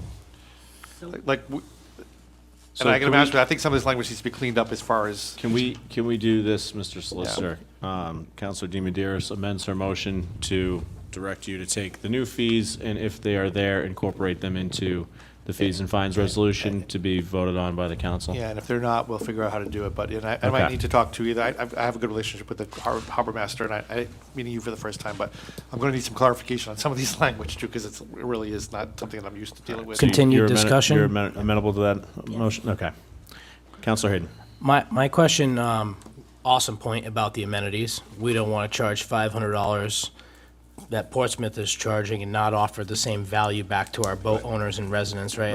That would backfire on us. Correct. How can we offer some of those amenities? Do we have the capacity to add more tie-ups? Do we have the capacity to get some of these other amenities in our town? And if we don't, I understand, but if we do have the capacity, would a little bit of a higher fee allow you to fund those and give the boating community some more?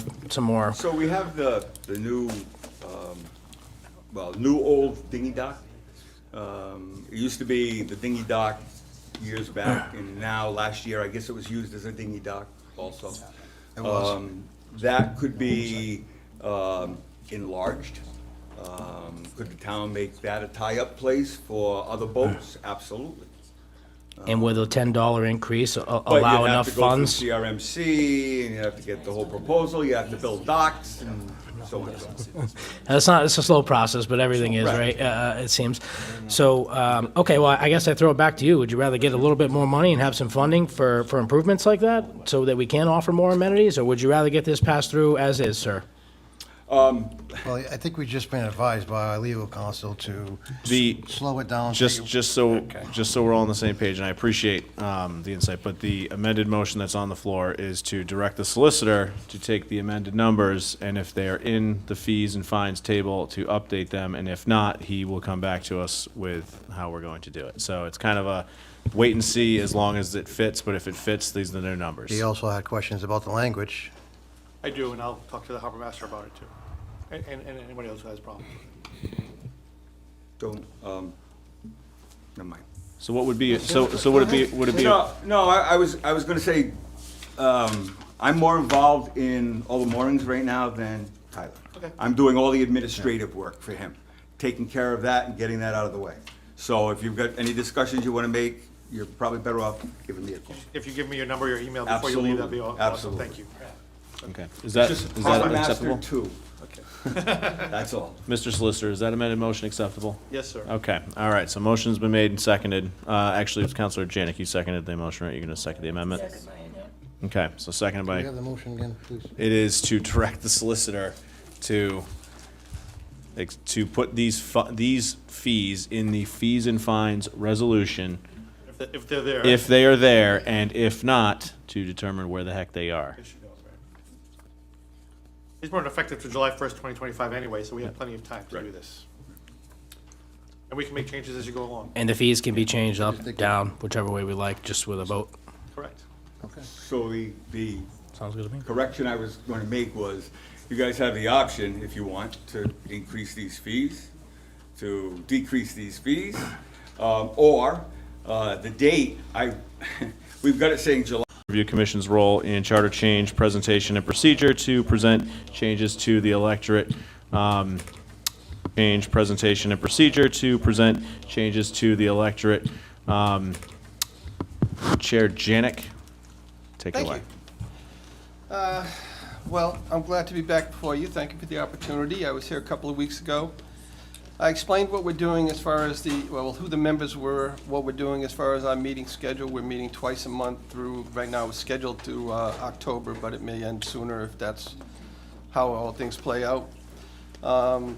We have looked at the charter for what we have. We've looked at the state charter and it's the Constitution as to how a charter commission relates to that. And the questions were raised by members of the commission as to what the council's expectations were for us as far as our role.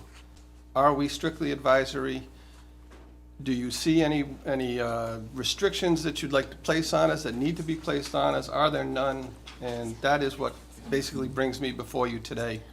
With a number of meetings scheduled ahead of us, I could think of other things to do with my summer. But we'd like to know if we're going to provide value to the town and what you feel that role will be. So, Chair Janick, first off, thank you for your service as well as the rest of your membership. And I think I speak for the entire council that there is absolutely value in the work that you are doing. To that end, I think I know the genesis of this question, and perhaps the solicitor can weigh in. Those of us that went through this last year. So the 6 years. Charter Commission is an advisory board to the council. If the council, so you have, based upon your elected status, you have the ability to propose, advise, draft any type of item that you want to, without restrictions. However, whatever you decide as a body, and how you ever decide to do that, your proposals will go to the council, who will then have the ultimate authority to whether approve, reject, amend, not take any action and whatsoever. So totally up to you, recognizing under state law that the council is the only legislative body that can ask the voters to approve and put on the ballot a charter change. I'm sure I will be asked. Yeah. At our next meeting. And just to be, I'm sorry, I didn't mean to interrupt. Okay. And so when I did read your memo, and I thought about it, then I saw the date of April 16, 2018. I thought maybe you made a typo, but I did talk to the Ms. DiMedeiros about it because I wanted to jog her memory, and she indicated to me that there had been a prior legal issue that had been developed with a prior elected charter commission, and there was actually a court case over there, what that charter commission's authority was. Having not been part of that, I actually took it upon myself to call the former town solicitor, Mr. DeSisto, who basically indicated that issue had been decided in a preliminary injunction, and I'm confident that the advice that I just gave you is the absolute advice under the law. Only this council, only this legislative body can ask the voters to approve a charter change. You certainly do the work, the advisory committee, have public hearings, whatever you want to do, that's up to you. I'm assuming that once the council gets your recommendations, they'll probably have their own public hearings on it as well. But ultimately, it's their decision what goes on the ballot and what does not go on the ballot, or if they make changes to your proposals.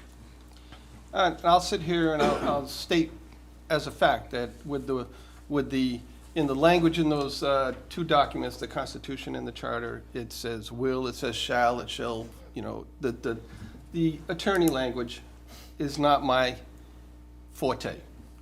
So I am asking for that very reason, that I can't state to the other members of the commission that this is how it's going to work. We are strictly an advisory role. In an advisory role, we'll put forward whatever our recommendations are. I've learned a lot in the last 3 months on this commission. Some of it was very surprising and enlightening. But I wanted to come before you and make sure we were all on the same page. I can walk away and state that I brought it before you. You have a counselor here that has the knowledge and the ability and has gone back and referred to the case history as to what our role is. So when I spoke earlier, 2 weeks ago, I also asked about the expectations.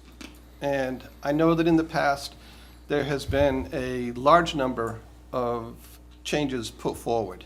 80. I saw 102. Yeah. I thought it was closer to $125. Yeah, wait. Well, I think they brought it down to 80 at some point, because Yes. we were just like, really? Sure. And at that point, we might as well rewrite it. Right. And So- just to add there too, Chairman, the one of your members, who I believe is the one who is asking these questions, was party to that legal suit that played out. So hopefully this, what you take back, will jog his memory. Thank you. I'm going to trust that it will, and if there's any more discussion at our next meeting, then this will certainly be interesting. Can I just ask one question? So I think one of your questions you had at the last meeting, which I thought was a good question, is whether you, and this is up to you, but whether you want whether you want to forward those recommendations to the council one at a time, or you're going to do it as a group. That's up to how you want to receive them, but from my perspective, because these things will have to be reviewed for legality and language, the sooner that you can get them, at least to me, the better off that we'll also have more time to review it and make sure they fit the proper form. But that's just my opinion. It's not your. If you wouldn't mind taking that back to the Absolutely. commission. And I do intend to go to some of your meetings, not all of them, but some of them. Okay, well, it's Tuesdays, the first and the third Tuesday of the month. First Tuesday is at the library, third Tuesday is at the senior center, 6 p.m. And they are televised, and I will have those on the town website shortly. We've had 2 meetings that have been televised, and thank you again for the appropriation of the money to have that done. I appreciate that. And we look forward to having you join us. Yeah, just Thank you. one comment on my end, Mr. President. Yes. Thank you, Mr. Janick, for being part of the Charter Review Commission. I believe it's very important to our constitutional rights as citizens, and we're kind of looking forward to seeing some of the changes that you present to us. What I don't want to see happen is 80 come through, and it's just like this blanket of all these, bring some valuable ones that are meaningful and that are going to really, and I think everyone's open to reviewing those resolutions once you have those created. We're looking forward to it. It's kind of got me on the edge of my seat. So thank you for all you do with the commission. Well, thank you for the praise. We do intend to limit the number. I think the commission in general recognizes that to present you with a very high number of proposals is counterproductive. You can, lose the forest for the trees. So we're going to try to limit the number that come forward, and have them come with some value to the community, to the town, and to the charter. Mr. Solicitor. So I'm also the special counsel for the Charter Review Commission in Pawtucket, and one of the things that they did I thought was interesting, I think you can maybe think about it, is you should maybe write to the department heads indicating that, you're reviewing the charter, and if there's any specific changes that or clarifications they need as a department head who have to, they review this stuff, or even the boards and commissions, they come back with recommendations, and then you can maybe take a look at that. So that's helpful. Because, we're the people, at least there's elected body of the people who deal with the charter on a daily basis, but most people probably don't. We have reached out, I've reached out to the town administrator, who's been very receptive and very cooperative, to ask that the boards and commissions be fed a survey that we've developed. We have a link for them to fill it out online. There's even a QR code. We are also, and Patrick was going to feed that down to his department heads. A letter to the editor has been written and delivered to this kind of Times. Unfortunately, it hasn't made the last 2 editions, so I guess there's other more pressing issues, but it will be in Where did there he as go? well, seeking the public's input. He left. Okay. Sorry, the reporter who covers us for the Secana Times was sitting over there, so. He stepped outside. Great, he's in a red shirt. And just so I can understand, after you bring resolutions to us from the CRC, whether we approve, reject them, after they're approved, they then go on a ballot for the people to vote on. Correct. Right? Just so that people are clear on what happens with these. Yep. Okay. That's correct. Thank you so much. So it'll be, if 2025 is not an election year, then it'll be a special election that will need to be posted, funded, all that good stuff that has to go along with it. That I don't know, speaking as a prior member of the Budget Commission, that we had put any money in the budget for elections for that purpose. That We will be will the new see. budget. Something to think about. Yeah. Correct. Agreed. All right. All right, Anything further? not for me. If you All right. have no other questions, thank you. Thank you, Chair. Thank you. All right. On to some exciting news. Brian Janes, Open Space Commission. I'm not going to steal your thunder, Mr. Janes. Worst kept secret. Well, now it's in the open, sir.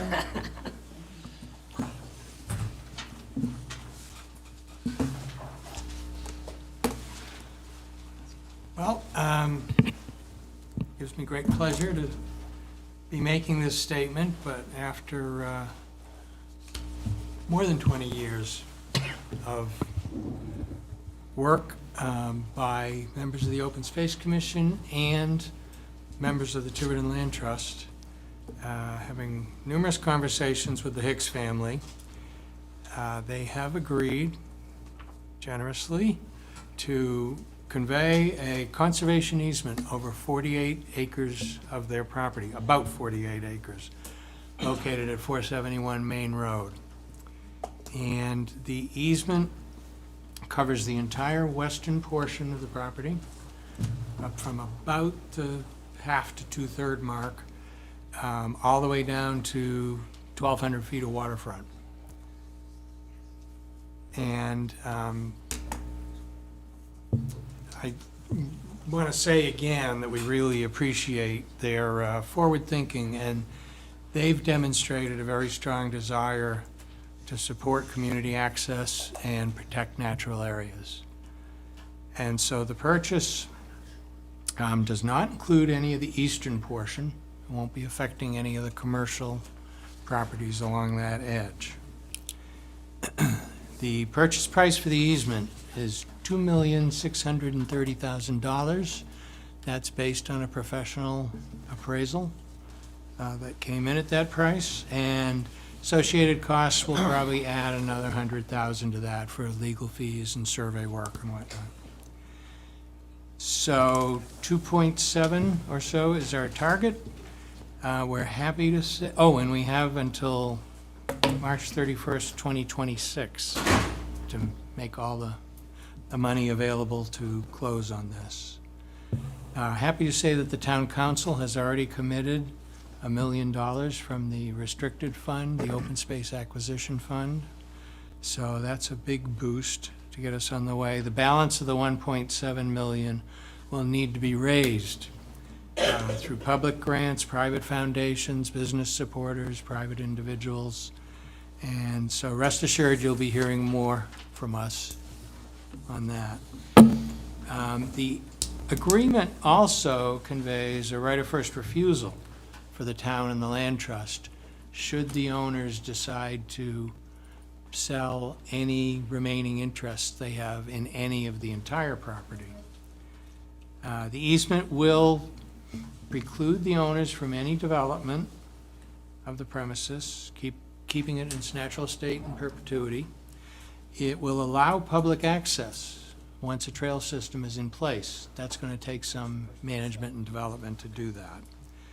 It includes an access easement from Main Road. We haven't determined exactly where that should be yet. And it provides an important green space and passive recreation opportunity for a more densely populated portion of town. Thank you very much. There will be a formal press release Yes. coming. This was just a quick. And as the solicitor just reminded me, we will be able to post this purchase and sales online too, so if people want to see the details. But thank you and Sure. your commission for all their hard work in getting this done. I know it's been It's been long many time. years. And the land trust. Yeah. I just had one question. The appraisals, are those public as well, or are those private? Everything that was just said is now in the purchase and sales, so. But we have copies of the appraisals that were, It was all presented. okay, thank you. During executive sessions. You Thank can you. make them public, if the public wants to make a request for them, they could get a copy through the APRA, through the Access to Public Records Act, unless you want to post them online, it's up to you. I believe it's Either about 113 pages. Yeah, so let's. Light reading. Thank you, Brian. Great job. It's great for Tiverton.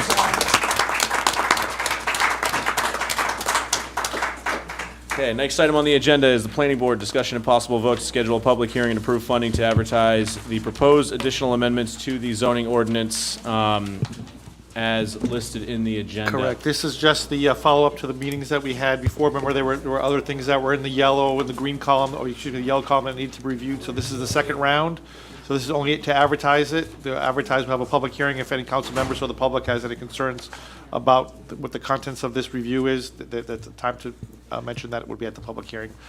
This is only to advertise to meet the requirements of the zoning changes. Do I have a motion to advertise as listed in the agenda? I make a motion to schedule a public hearing and approve funding to advertise the proposed additional amendments to the zoning ordinance. Second.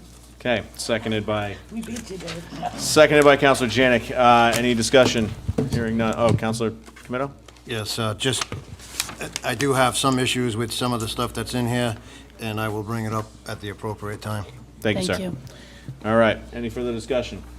Hearing none, all in favor? None opposed? There's a lot of great ideas that the team is coming up with, and You know, our neighboring town is actually doing a 3/50th. So just want to get them an account approved so that they can, you know, have a dedicated account. So if you see here, just approving a restricted account creation, and also making it ongoing, so each year, you know, the balance is carried over. So that was my request. Mr. Solicitor, what would the mechanics of this be? Would we have to- Just gotta identify the source of the funding. Okay. Or you can just let the administrator do it. Not to exceed $500, and they'll figure out where the source would be. But is it gonna establish an account that stays there all the time? That was the request from the 250th Commission, yes. What would the reason for that be? So and to piggyback on Councilor DiMederos' question, I think we would want to potentially establish this by resolution such that at the end of the 250th, whatever remaining balance is, sunsets and goes back into the general fund. We can do that if you want. And unless they're starting to save up for the 300th, you know? I mean, one of the challenges here is that all the other towns around us have started doing this 2 years ago. Okay, Bristol, Little Compton, and we have months to get this going, and so it's kind of like we haven't even created an account yet, so path of least resistance for them would be great, but I understand the mechanics of it all as well. So wherever it needs to come from or however we need to do this, we need to get them some form of an account so they can operate. So what would be the appropriate motion? I think the appropriate motion would be to instruct the town administrator to find $500 to start the account for this commission, the 250th Commission, and we'll ask the town treasurer to send a restricted account once you find that money, and then people could donate it to it or whatever, so after spending. Calculations first. Perhaps. yeah. Yes. Councilor Comito? On a second. Are we that? There wasn't a motion made yet. You're gonna make it. But he'll second it. So the motion would be to Have the town have administrator. town administrator. Can't that just come from council contingency? Isn't it that easy? Yeah, it's that easy. Well, I think. I'd want to have a discussion with the treasurer first. Yes. Very good. Make a motion for the town administrator to make arrangements for $500 funding for this account for the oh, you're not gonna say it. You gotta say it if you're gonna do the motion. He likes the way I say it, that's right. 250th Commission, is that okay? Yep. Okay. Second. And Craig All right. seconded. Motion's made, seconded, and then. Quick discussion. One point of discussion.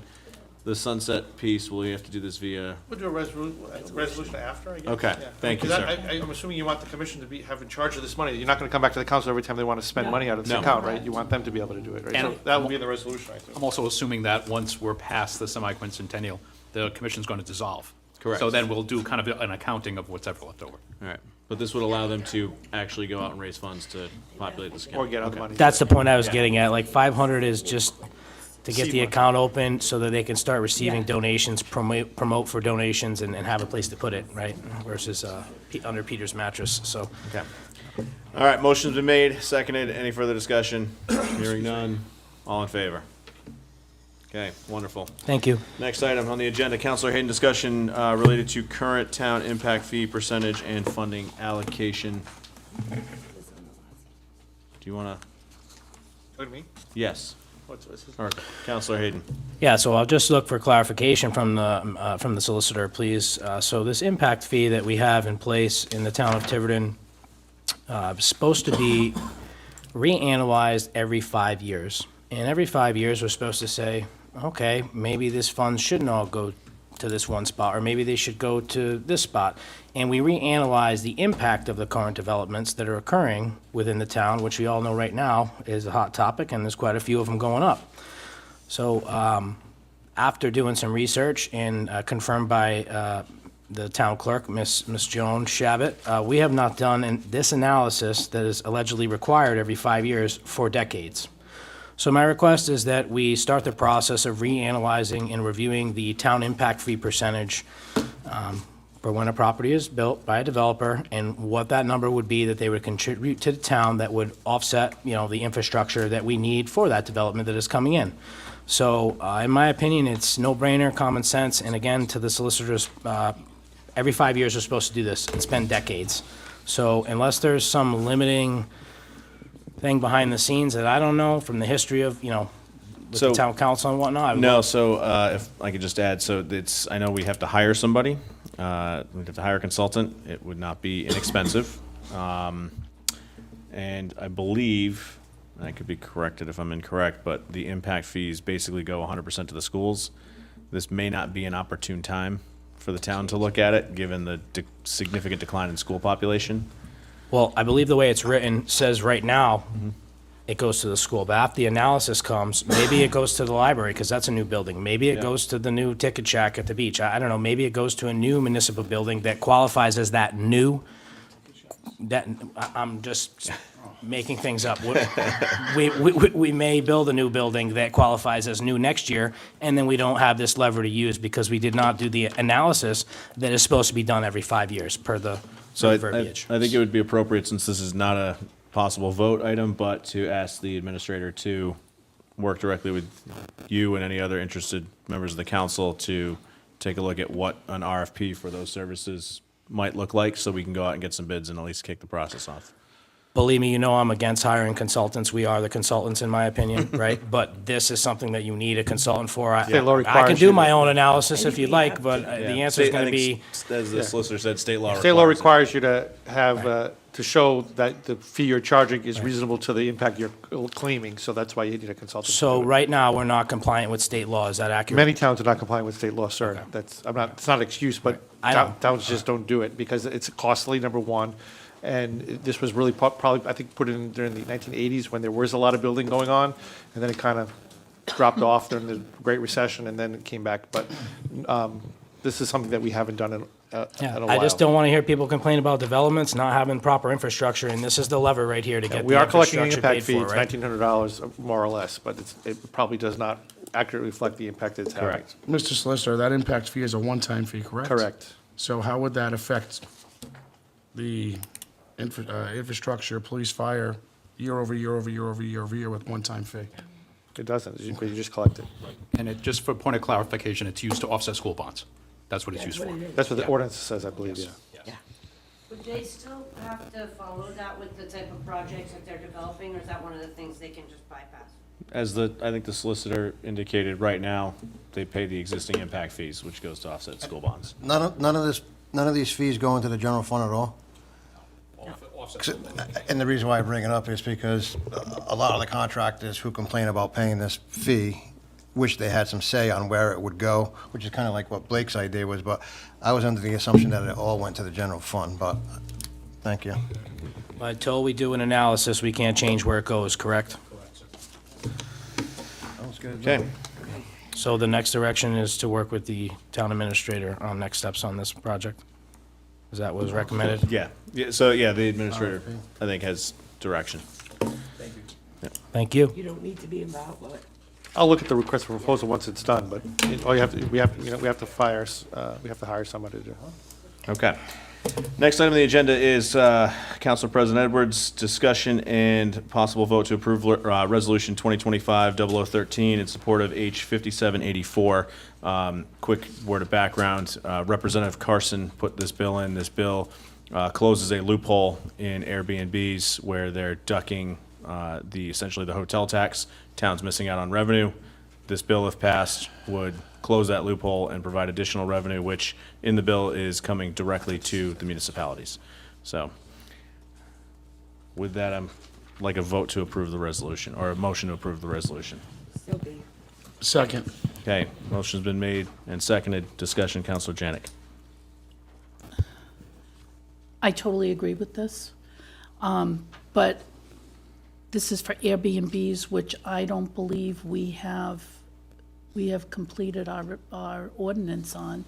So they're not really legal in our town at this point, correct? The town has taken the position that short-term rentals are not permitted under our zoning code.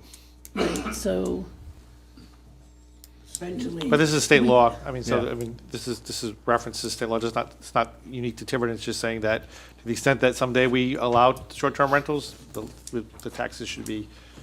because we're not acknowledging that they exist. legally, we're not acknowledging. The that town's they- position, let me be very clear, the town's position is that a short-term rental is not permitted under our zoning code. Okay. Not yet. How much hotel tax revenue did we throw away by making that resolution or that decision? Does anybody know? How much hotel tax we were So- receiving in the town of Tiverton before we? We weren't receiving anything. The point. Yeah, the state submits it to the town, the hotel tax. Correct, but with the current way that it's structured, let's say the Airbnb that we do not allow or recognize as being legal in the town of Tiverton still exists, as a single family home. If the state collects any of those hotel taxes, the state gets to keep them from Airbnb. This would shovel our portion back to us. I don't believe that's accurate. I believe they send their portion to the town, but they do not tell you which address it came from. So they don't say 1112 Main Road, paid $100, 222, paid this amount. They send a lump sum to the town. So where can we clarify? Yeah, again, the gist of the bill that Rep. Carson submitted would be to close that loophole, which would result in those dollars flowing back to the town. I can tell you the governor's looking for that money, because the governor's always looking for money and has other purposes for it. But if this bill were to pass, it would directly benefit the town of Tiverton. Thank you. Any further discussion? Hearing none. All in favor? None opposed. Okay. Next item on the agenda, interim administrator, Rhode Island Emergency Management something or other agency.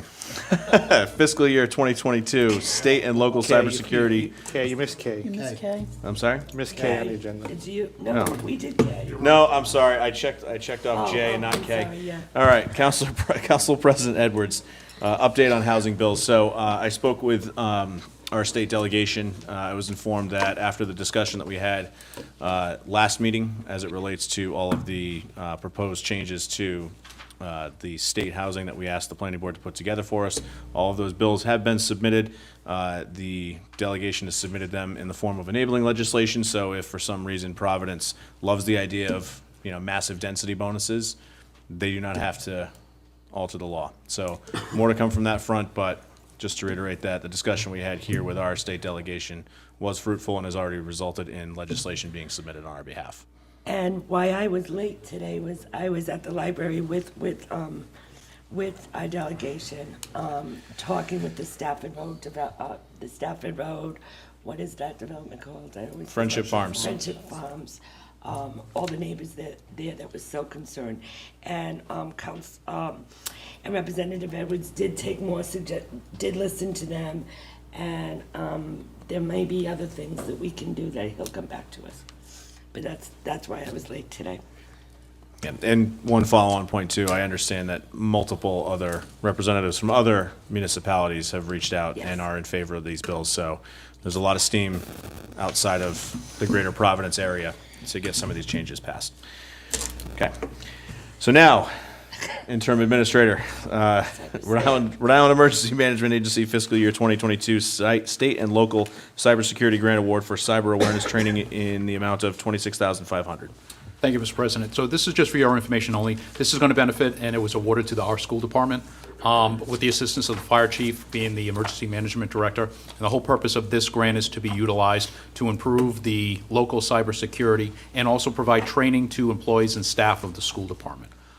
This grant was awarded, I believe, back in 2022, but it definitely is funding to help improve the ever-growing threat of cybersecurity to not only our town but our schools. So this was just a point of information that we did get awarded $26,500 by the state. Thank you, Mr. Administrator. Next item on the agenda, Interim Administrator Jones, discussion and possible vote to approve the Cox Business Commercial Services Agreement to get us the fastest internet on the planet in this building and elsewhere. So along the same lines of cybersecurity, right now we have the in Town Hall, we have a business connection, much like you'd find in your home, but it's just a business speed. I've been in contact with Cox, who want to do a lot of great things in town. There is a fiber connection that is available outside of Town Hall. And given that there is a cost impact with this, so just for information purposes only, currently we pay about $5,000 for the current internet speeds in connecting Town Hall. They would be willing to give us a 1 gig fiber, secure a connection into Town Hall based on MPA pricing, which is $1,100 a month. I was able to convince them to give it to us for a total of $10,000 a year, with a little bit of savings because they want our business. So this is for you to approve and authorize me to sign the contract with Cox for $10,000 a year to get a gig connection, fiber connection to Town Hall. So moved. All right, motion been made. Do I have a second? Second. Motion been made and seconded. Any further discussion? Hearing none, all in favor? Thank you. Great work. Next item on the agenda, interim Administrator Jones, discussion and possible vote to approve a contract with new, oh, sorry, we're gonna take this one after exec. M&O or after exec, this, and P, discussion and possible vote on the appointment has been pushed to the next meeting at the request of the administrator, as is Q. So with that being said, I'd like to make a motion to go into closed executive session, Town Administrator, Rhode Island General Law 42465A1, Personnel Job Performance Evaluation for Tax Collector Tony Lynn McGowan, notice given, and Town Administrator, Rhode Island General Law 42465A1, Personnel Job Performance Evaluation for Senior Center Director Janet Holmes, notice given, and Rhode Island General Law 42465A5, discussion related to the sale of public property wherein advanced public information would be detrimental to the interests of the public in the industrial park. And Rhode Island General Law 42465A2 and 5, discussion related to the sale of public property wherein advanced public information would be detrimental to the interests of the public industrial park, legal advice related to purchase and sale terms and conditions. So moved. Second. Motion made by myself, seconded by either side. Councilor Comito. Yes. Councilor Hayden. Yes. Councilor Janick. Yes. Councilor Neveneris. I'm a yes. Councilor Paul. Yes. Councilor Perry is a yes. We are now in closed executive session.